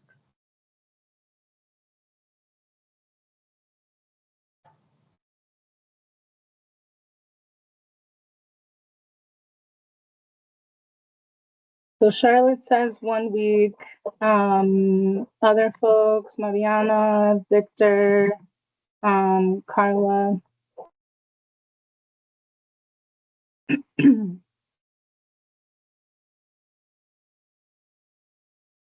I don't know exactly because I am gonna be in PTO, so I'm not sure right around that time. So I don't want to say something and then be subjected to just a week seems very reasonable. Go ahead, Victor. No, it seems reasonable. Assuming we can get more than one meeting in, because I assume that the what needs to be digested will need to happen in more than one session. That's a good point. I would like to know what Juliet, as a holder of this body of work for CREJU, thinks about that amount of time based on all other commitments.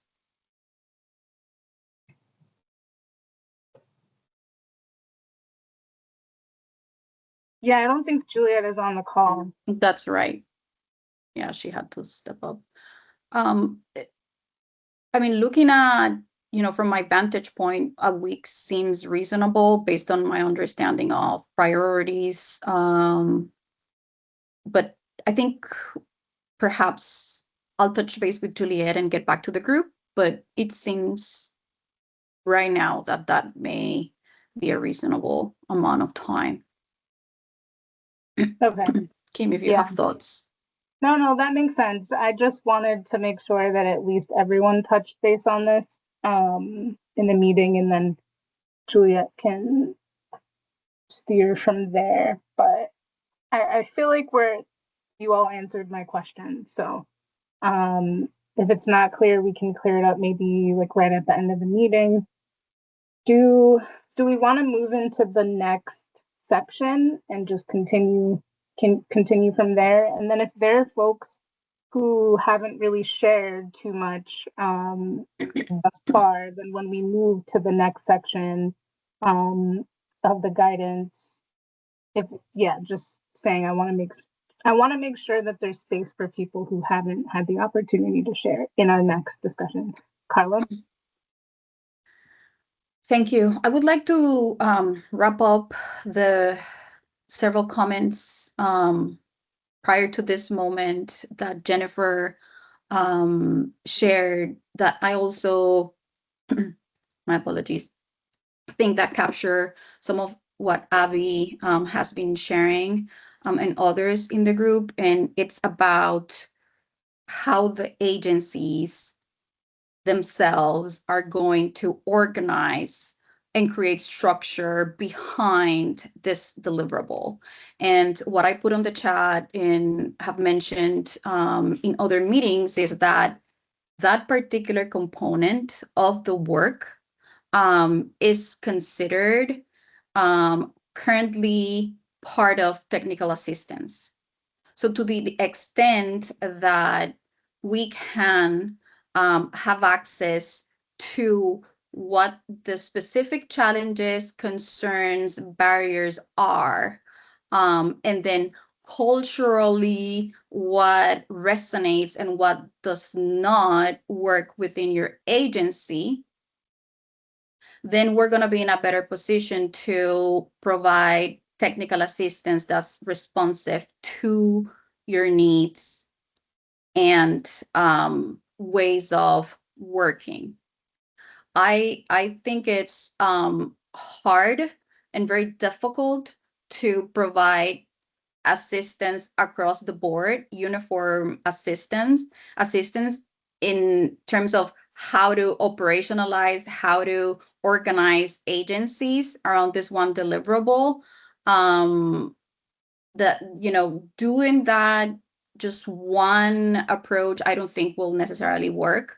Janet mentioned earlier in the meeting that all of the agencies are very distinct. And culturally, I tend to believe that that is true as well. So my hope is that in the next several weeks, we can start having those conversations independently with each of the agencies for us to better understand what the concerns are and how we can support the creation of those structures and the exchange of work that's already been done, so that you can take some of those lessons and apply them internally to your agency. And I put in on the chat too that we started doing some of this work with Grace. We met with Grace and we talked about structurally what her agency needs and how we can best meet that need. So it would be great if we could do the same with all of the other agencies. And then after those conversations, we can reassess the level of overwhelm, whether we've been able to ameliorate some of those feelings of overwhelm.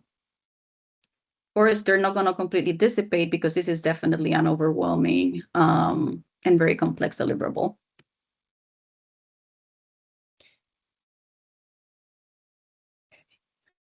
Can I just ask? I guess I'm curious, because A&R is leading this and also offering technical assistance. You don't have to answer this, but I'm very curious how this is going at A&R, given that you probably have the most touch points with community around environmental justice and all these topics. And oh my goodness, there's so many community engagement things going on right now from A&R, from like every division, all over the place, and it is so not organized. So I'm just like, I wonder about A&R itself and how is this working? Like going down to the divisions, DEC just led a whole, information gathering process, and I did an interview. I took the call with them, and they were not into, they haven't been, I don't think, aware of any of this stuff from the EJ Council. So yeah, curious about ANR's work here.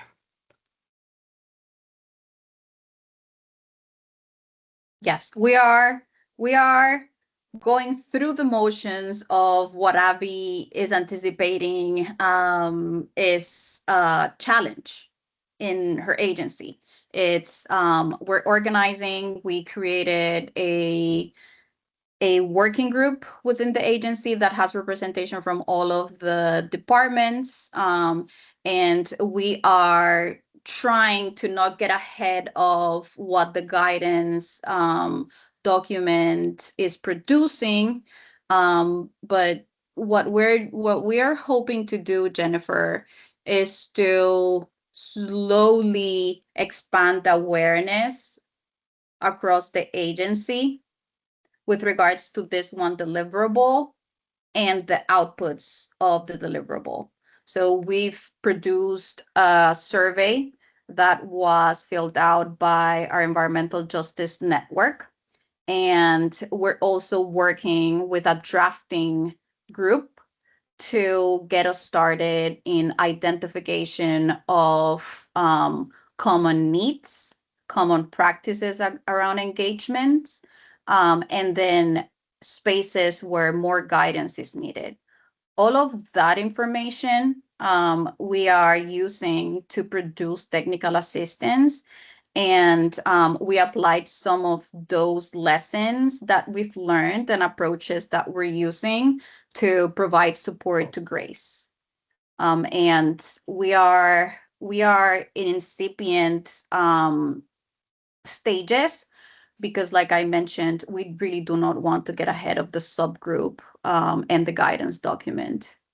But the goal is that as we enter in this phase of having a better understanding of what the needs, the challenges, and the barriers are specific to each of the agencies, that we can take some of our challenges, some of the barriers, and some of the tools that we've used to overcome those barriers and challenges and share them widely with the covered agencies. But this is not perfect, Jennifer, in any way.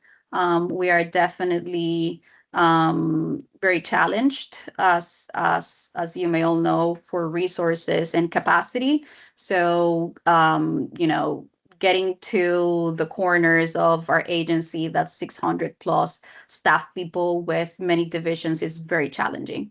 But we're learning, and what we would like to do is to share all of those learning lessons with each of the agencies as they apply to the concerns and challenges that they may face or are facing around this deliverable. Thank you both. I think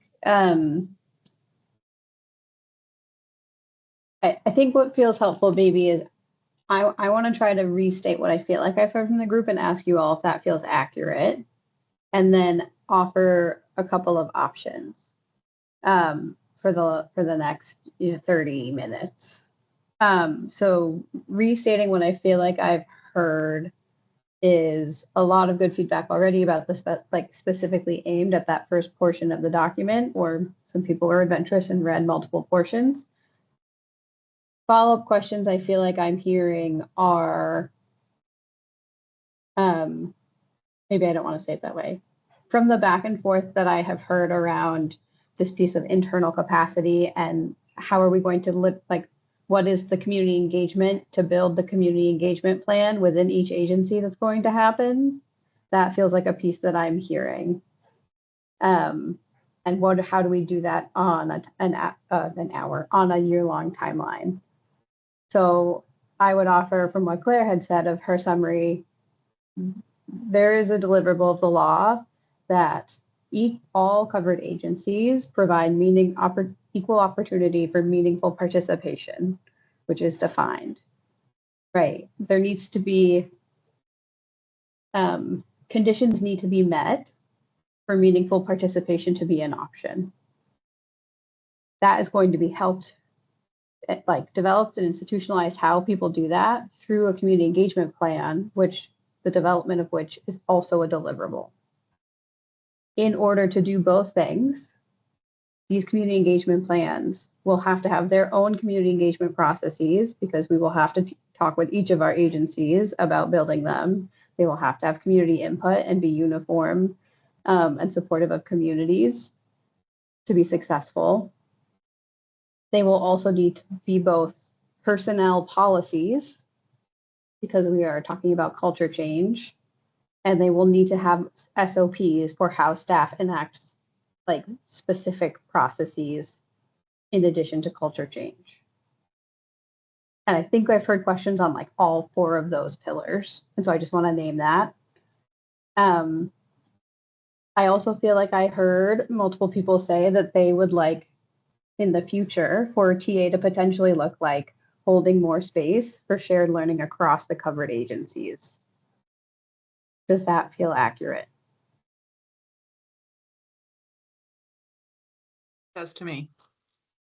I offer that a little bit to elevate that because that is a very specific, I just want to name that is very different than like one-on-one TA. And so I want to make clear that that's what folks are describing. Okay. And then the third piece, sorry, Charlotte, is we do have 2 more sections that we haven't given you time to reflect on and then go through in detail. That is an option. Another option is like if people feel like there's a thread that's broader, that feels more helpful to follow. And so I'll just let you all kind of like percolate on those while Charlotte shares, and then I'll hand it back to Kim. Go ahead, Charlotte. Thank you so much. Yeah, I essentially put my question in the chat. You know, I think something that this is my first ever public meeting. I think something that I'm observing is that folks are bringing up really, really real concerns regarding, you know, promising practice, regarding, you know, this law that's put into place and how to meet the deliverables of said law. And from where I stand, there doesn't seem to be a great solution. So I don't, as part of a subgroup member, I don't want to pretend that I have a magic wand that's going to address, like some way we're going to format or word some guidance that's going to address capacity issues, or the fact that we don't have standardized compensation practices across the state of Vermont, or the fact that that agencies who don't have access to block grants have a really hard time compensating folks. So I think I would like to know, understanding the very, very real barriers, what would be supportive for covered agencies to have in guidance, knowing that we cannot solve for everything. Yeah, that would be so helpful. Go ahead, Claire. One thing, maybe this is just reiterating what I already said. Sorry if I'm just being a broken record in different words, but that's coming to mind is like assessing where you're starting from as you, that I interpret these plans to both be like aspirational, but also needing us to do like a realistic assessment of like how we get from where we are to where we want to be. And I know that I think maybe Carly, you just mentioned a survey. I know Dave, who I think has dropped off, had mentioned VTrans was doing a survey. Maybe VDH is also doing one. I know that in a prior conversation, there were like some agencies who had developed some like initial assessment tools to try and figure out where everyone was. And I'd say like a practical aspect of this work could be just doing like, where are you now? And what are like some steps that you know you're going to need to do, or gaps that you know that you'll need to think about addressing as you move towards implementing the template, or however we end up framing like implementation pieces of this plan. And so that maybe is just like agencies who've already started doing that assessment work, like sharing the surveys if they're open to it, so that other agencies who haven't done that work yet don't start from scratch, or other tools like that could be helpful. That's one that's coming to mind, but that's feeling like, for me, as I reflect on like what do we want to start doing sooner than later, is that component of like, I can build the aspiration commitments piece, but I'm not going to get there if I don't kind of do a baseline assessment of where we all are right now. And I think that'll be a helpful communication data point as we all work with our leadership on this.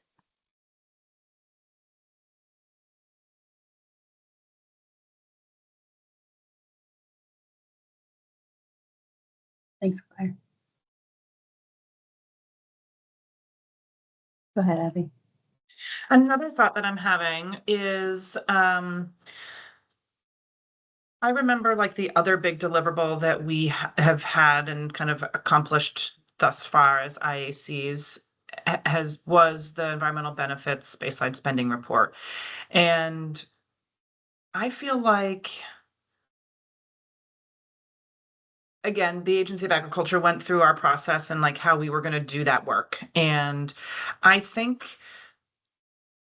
maybe it would have been helpful to certain folks had we shared that earlier in the process with other IAC members to just sort of say, here's how we're breaking it down. We're going to talk to, again, and now I'm like switching to like imagining doing it for this deliverable, that we're going to meet with our leadership and our directors. We're going to do a survey. We're going to,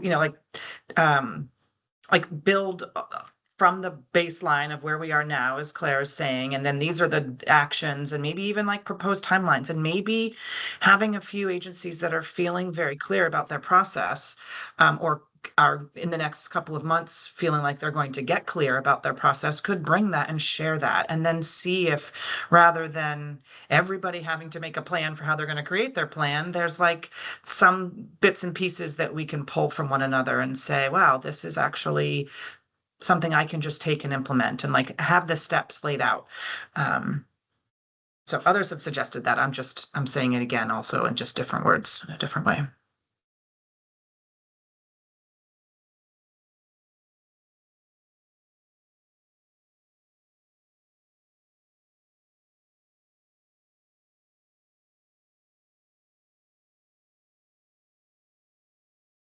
Okay, great. Would you all like to move on to at least see if we can discuss the second section, or where are folks at?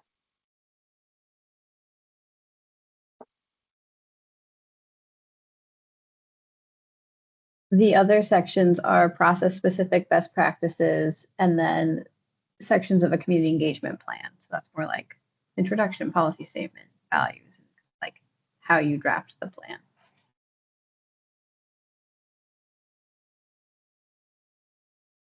Sure, I will note, I just think we're losing a lot of participation, but I think let's keep going. Yeah. To your point, Abby, it's always possible to pivot when needed. So this is your meeting. So if there's a different direction that folks would like to go, or something else that you feel like needs to happen to increase participation, like we don't want to just go down that road if it's not going to work for folks. So if folks are feeling burnt out or less engaged, if you could just share what you're needing at this moment so that we can make the best, so that you all can make the best of your time.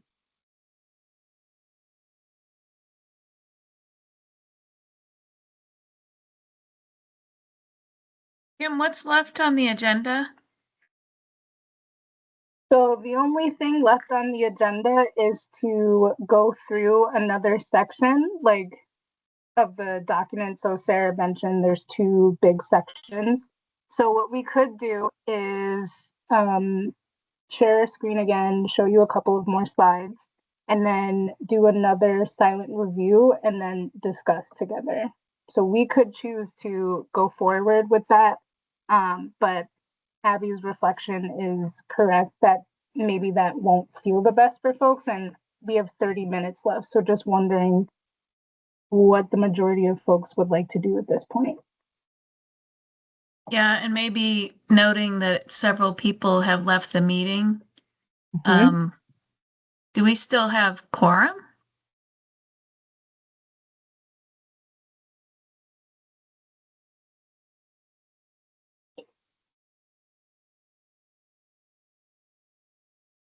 Yeah, I think we do. Okay. Okay. We do. I mean, we could do that. I wonder if giving us time to do that separately now and provide feedback directly to, would we provide it directly to who would be the point person to provide that to?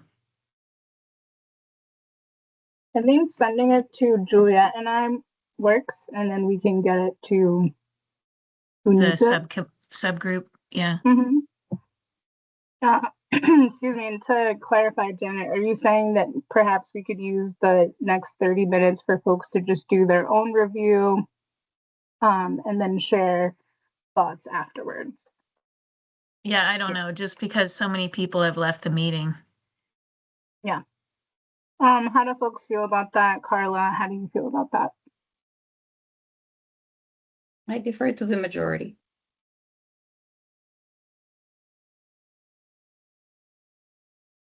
Another thought that I'm having, if I can just jump in, is that I feel like I just need like a little bit, maybe what would be most helpful for me is to like have a little bit of a timeline discussion. So for example, we've said feedback to the subgroup by next Friday. So they have another 1 week before their scheduled subgroup meeting to kind of aggregate feedback.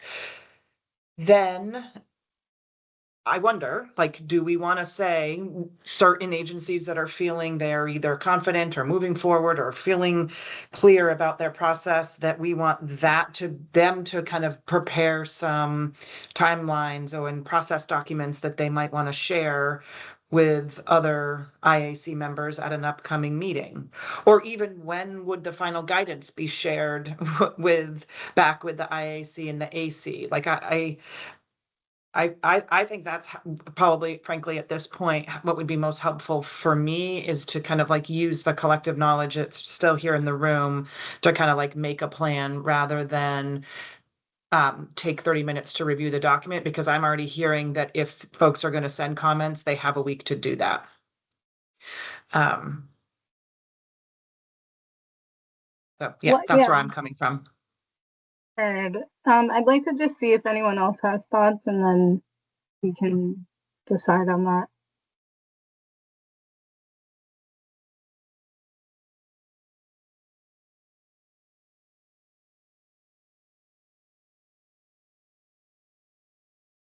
Okay, sounds like folks agree.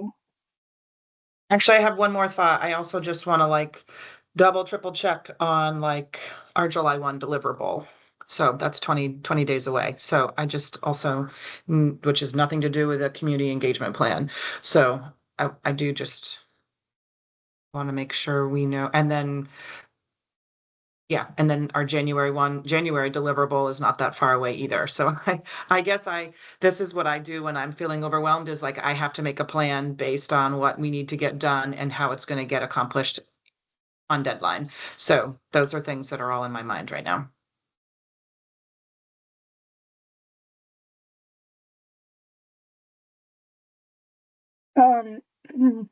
Thanks for sharing, Abby. Carla, I feel like a couple of questions that Abby had are things that you could speak to.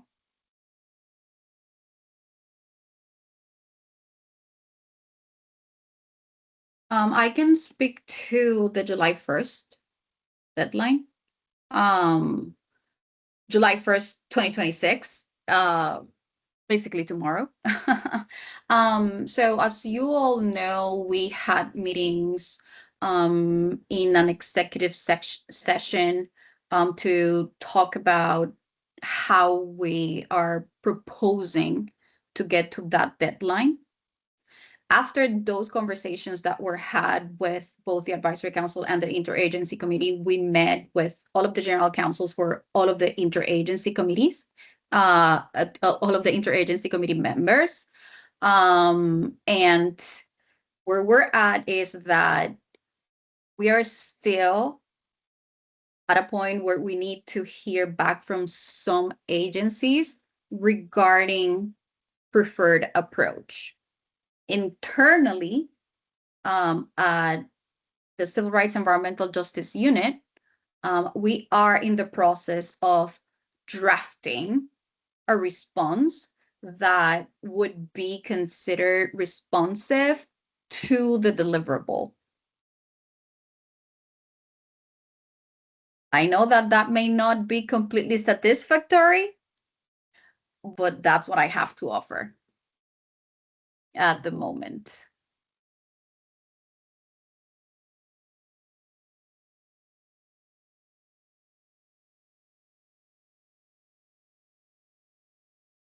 I think Jennifer's asking a great point of just like, is there time to take to bring AC members on this call up to speed?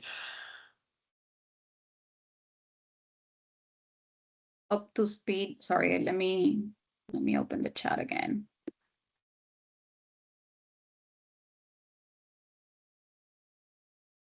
If someone could read from the chat what. Yeah, I think it's just more context around like, what is this July 1 deliverable? What is this proportionality kind of statement around environmental benefits? What does that even mean? Oh yeah, is it this comment about, I don't remember that deliverable in the law. Can you explain? Yes, it is section 600 5 subsection H.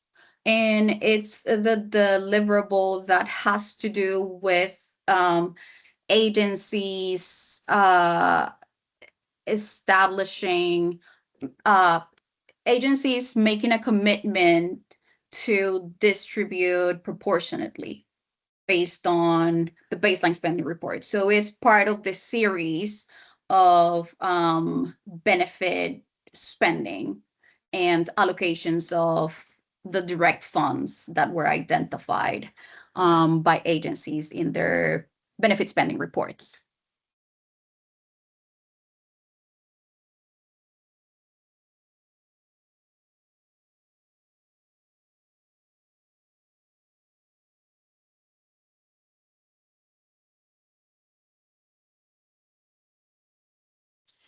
So it's the setting of a goal, and so each agency is being asked to write some kind of statement that it's their goal. Is that how it's? I'm not sure if the AC is involved in this at all or should be aware of it. Yes, this was discussed in executive session with the advisory council, Jennifer, and with the IAC, and then with the general counsels from the IACs. And yeah, let me pull up the language in statute. Yeah, I have the language right here. I just put it in the chat. Perfect. Thank you. Yes, correct. It shall be the goal of the covered agencies to direct investments proportionately in environmental justice focused populations. Right. And so, I mean, it being the goal of the agency is just that. It's just a goal. So how is it being like interpreted by you all? It's like it seems like each state agency is going to write a statement. Is that sort of what this is? Well, that's part of the discussions that were had with the general counsels for all of the agencies. As you may remember from conversations that we had in executive session, there are parts of this deliverable that we need to be particularly mindful of, and that's what we're navigating currently. Oh, see, that's the only part I remember from executive session is talking about the definition. I don't remember anything really about this deliverable in the executive session. I thought it was really only focused on like race. Yes, and that relates to this deliverable as well. So you're correct. Okay, but there wasn't like another executive session where we talked about this. That's the only part I didn't get that it related to this at all. Okay, I see. Yeah, there was an executive session where this one deliverable and the approach that the agencies are comfortable taking was discussed, and that was in executive session.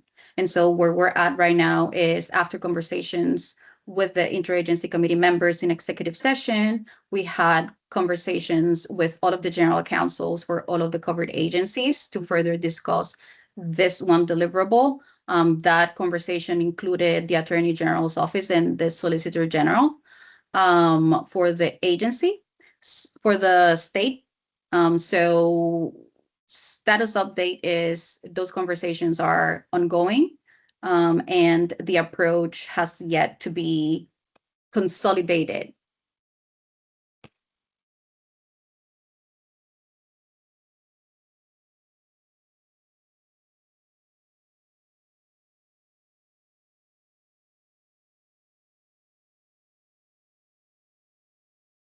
Okay, so I see your question. So I guess I'm trying to get at what next. Each agency does what by July. So there are two different approaches that were discussed. We are still, like I mentioned, getting to consensus regarding the approach that the agencies were going to take.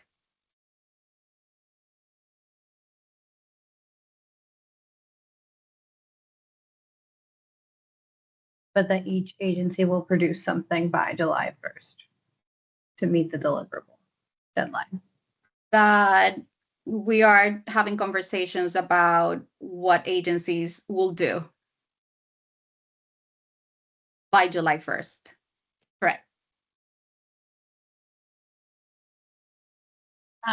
Carla, can I ask Yes. a question about that? So Sure. That's 21 days away. If the Land Use Review Board is going to endorse whatever comes out of this, it has to be, we have to do that we have to get it on a meeting agenda. And we are maxed out dealing with regional plans right now. So I don't know what's anticipated for having, for having something come out of that by July 1st, but just if we can get as much forewarning as possible as a board, that would be helpful. Yes. Just looking at our calendar, that would be like, we would need to know by the afternoon of June 23rd so that we could get it into an agenda that would be duly noticed for an open meeting. Our goal is to have a communication out to covered agencies after further conversations with some general counsels next week, if possible. Again, this is a deliverable that's sensitive in nature, and it entails conversations outside of ANR and outside of our general counsel's office. And it expands to AG's office and Solicitor General's office. Certainly, yeah. We just have a drop dead date that we're working with. So can I add, though, that during this legislative session, I heard from multiple legislators in all of these machinations and whatnot around S325 and Act 181 that nobody pays attention to our deadlines. Why do you? Why do you feel like you need to? They told me that. And so since the language here just says it shall be the goal, okay, then we're bound by that language starting on July 1st, 2026.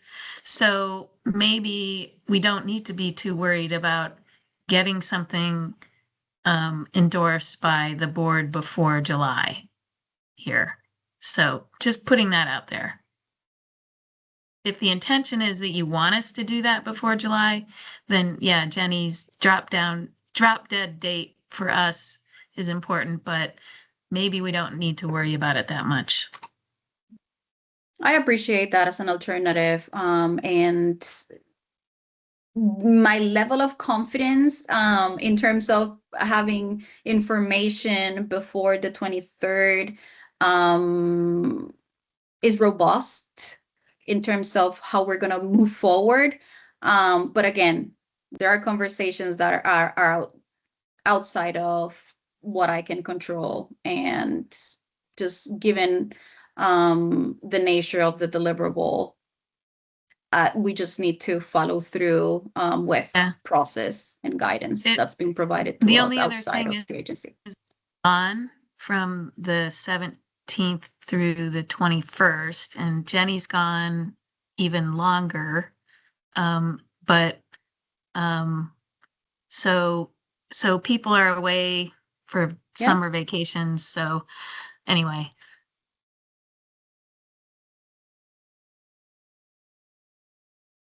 Thank you.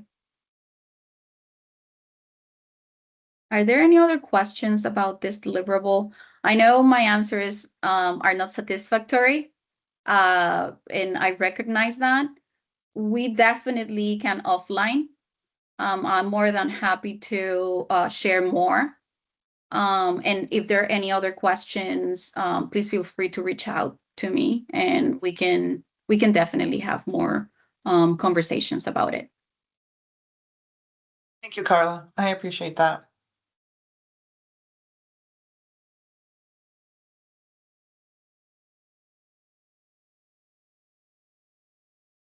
Yeah, this is great. I'm wondering if other people have questions just generally, or other things that they've been concerned about or want to share about. This is a good time to do that.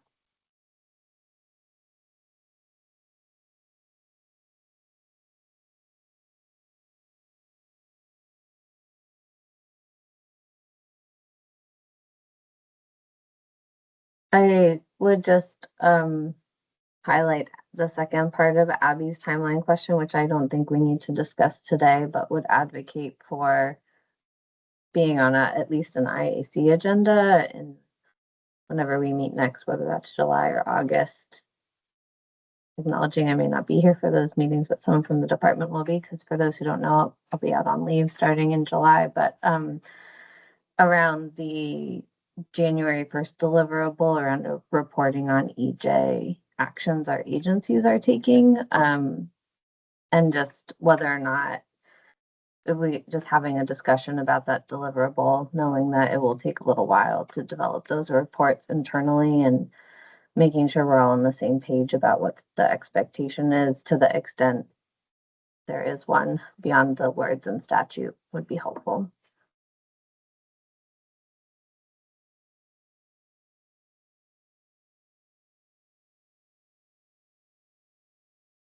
Sounds good. Other thoughts and questions? Are folks feeling burnt out? Would ending 10 minutes early feel good to everyone? I'm fine with that. I just want to add the third timeline question I offered for discussion or decision making is around this deliverable, the CEP deliverable. If we could like build out a little bit of a timeline of like when the guidance we think would be finalized, when we might want to talk about some potential agencies or departments bringing kind of process time frames to share, if people liked that suggestion. So that was only my other timing question. Yeah, thank you for bringing that up. I had forgotten you said that. I think that's important. I also think I'm not going to lead that. Like, I think it'll be easier if folks just jump in and share their thoughts. But I think that'll be more efficient. So please take the time that you need to, especially IAC members, if you could jump on and contribute, that it'll help us answer Abby's question. Yes, so with this one question, I am able to provide a little bit more information. So I am happy about that. So let me just share what we have right now, and then we can have conversations about whether that sounds good, it's reasonable or not, based on the conversation that we had today. So we had initially anticipated July, the end of July, last day of July, for the subgroup to share guidance, a final version of the guidance. And during this period, it is our intention to identify which agencies would like to engage in more one-on-one robust conversations around the deliverable needs, challenges, barriers, and support needed to overcome those. Schedule those. The purpose for the July deadline is that it'll give a year for agencies to organize themselves around the deliverable and implement the guidance in the creation of your plans. So that's what we have for timeline. I am wondering whether that still seems to be one reasonable, and also if it addresses some of the things that were shared earlier today regarding the overwhelm that this deliverable comes with for some of the agencies.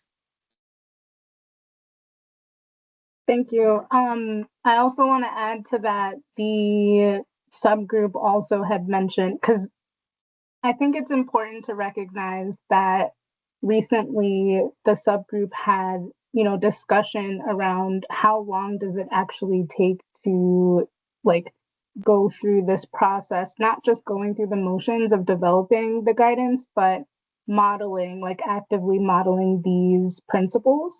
And so saying that to say, I think it would be really helpful for members of the subgroup who feel, from their perspective, might feel like this timeline, that there's room for, that there's wiggle room essentially, but the fact remains that the IAC is concerned. And so I think that it's important for both groups to communicate right now together on it, not to like create too much pressure. But what I don't want to happen is that we end the meeting and there isn't really connection around that. And then our unit has to kind of step in without understanding where everyone is at. So I would appreciate it if someone from the subgroup, particularly the folks who were, like very passionate, rightfully so, about figuring out how best to incorporate these best practices around community engagement, and how can you communicate to the IAC what that actually means in terms of timing. That's important here.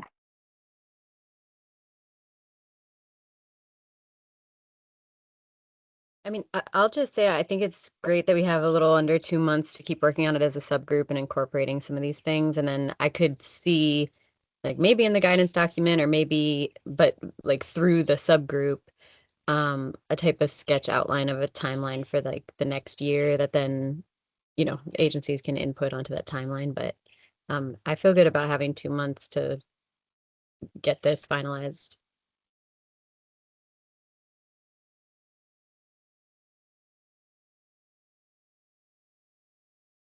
I'm not on the subgroup, although someone from my agency is, but I just also wanted to share the thought that, like, because this isn't a formal deliverable, the guidance document, it's something we're developing to like support the overall process. Like, I personally, as an IAC member, don't feel overly concerned about having a polished, approved like guidance done by the end of July. I think it'd be great to see like the next iteration of the guidance, but to me, it doesn't feel like the work we're doing as agencies can't move forward in some of the ways we've talked about today in place of like a perfect guidance document. Like, I feel like we've already talked about today how like so much of the content we need is there. It's really just making sure it's in a accessible format and filling some of the gaps, and that like that work can continue into the fall, even if it's not fully complete at the end of July. So to me, that timeline feels great to see another draft and then like really start collaborating on the work that we need to do to act on it.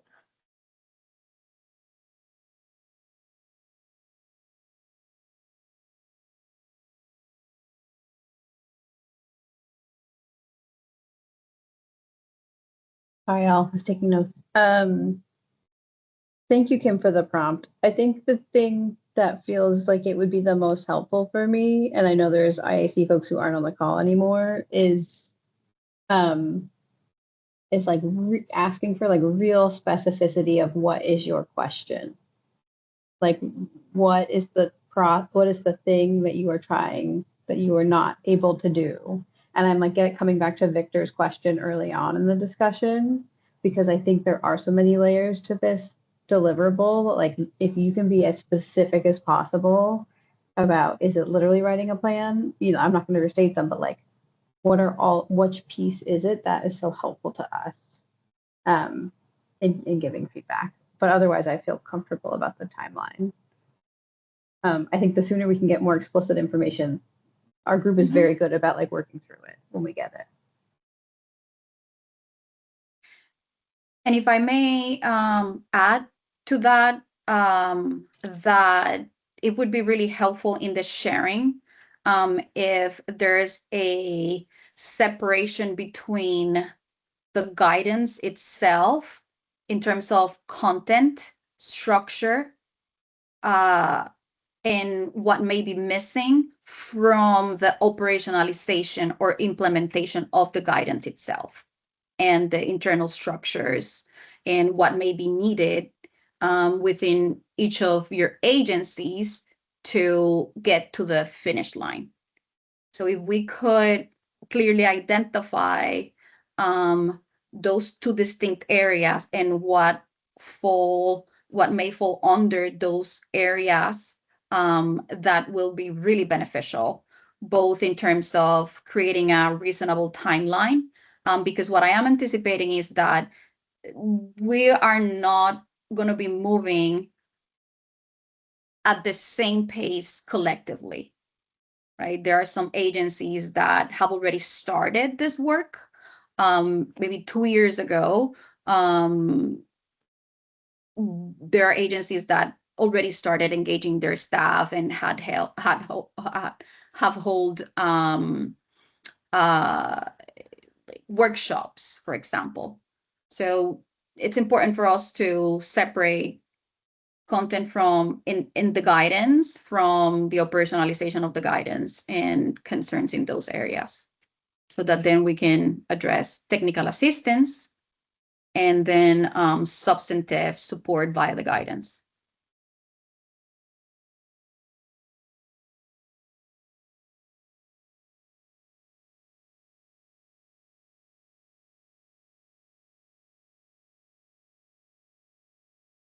Okay, any other last thoughts before we close?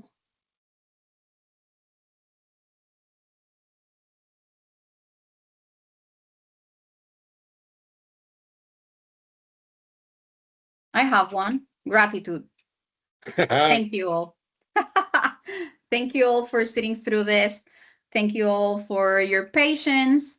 Thank you for the feedback, for the engagement, for the passion. It means a lot that we're here doing this work as a collective. I agree. Thank you all. Enjoy the rest of your day. Thanks, everyone. Thank you.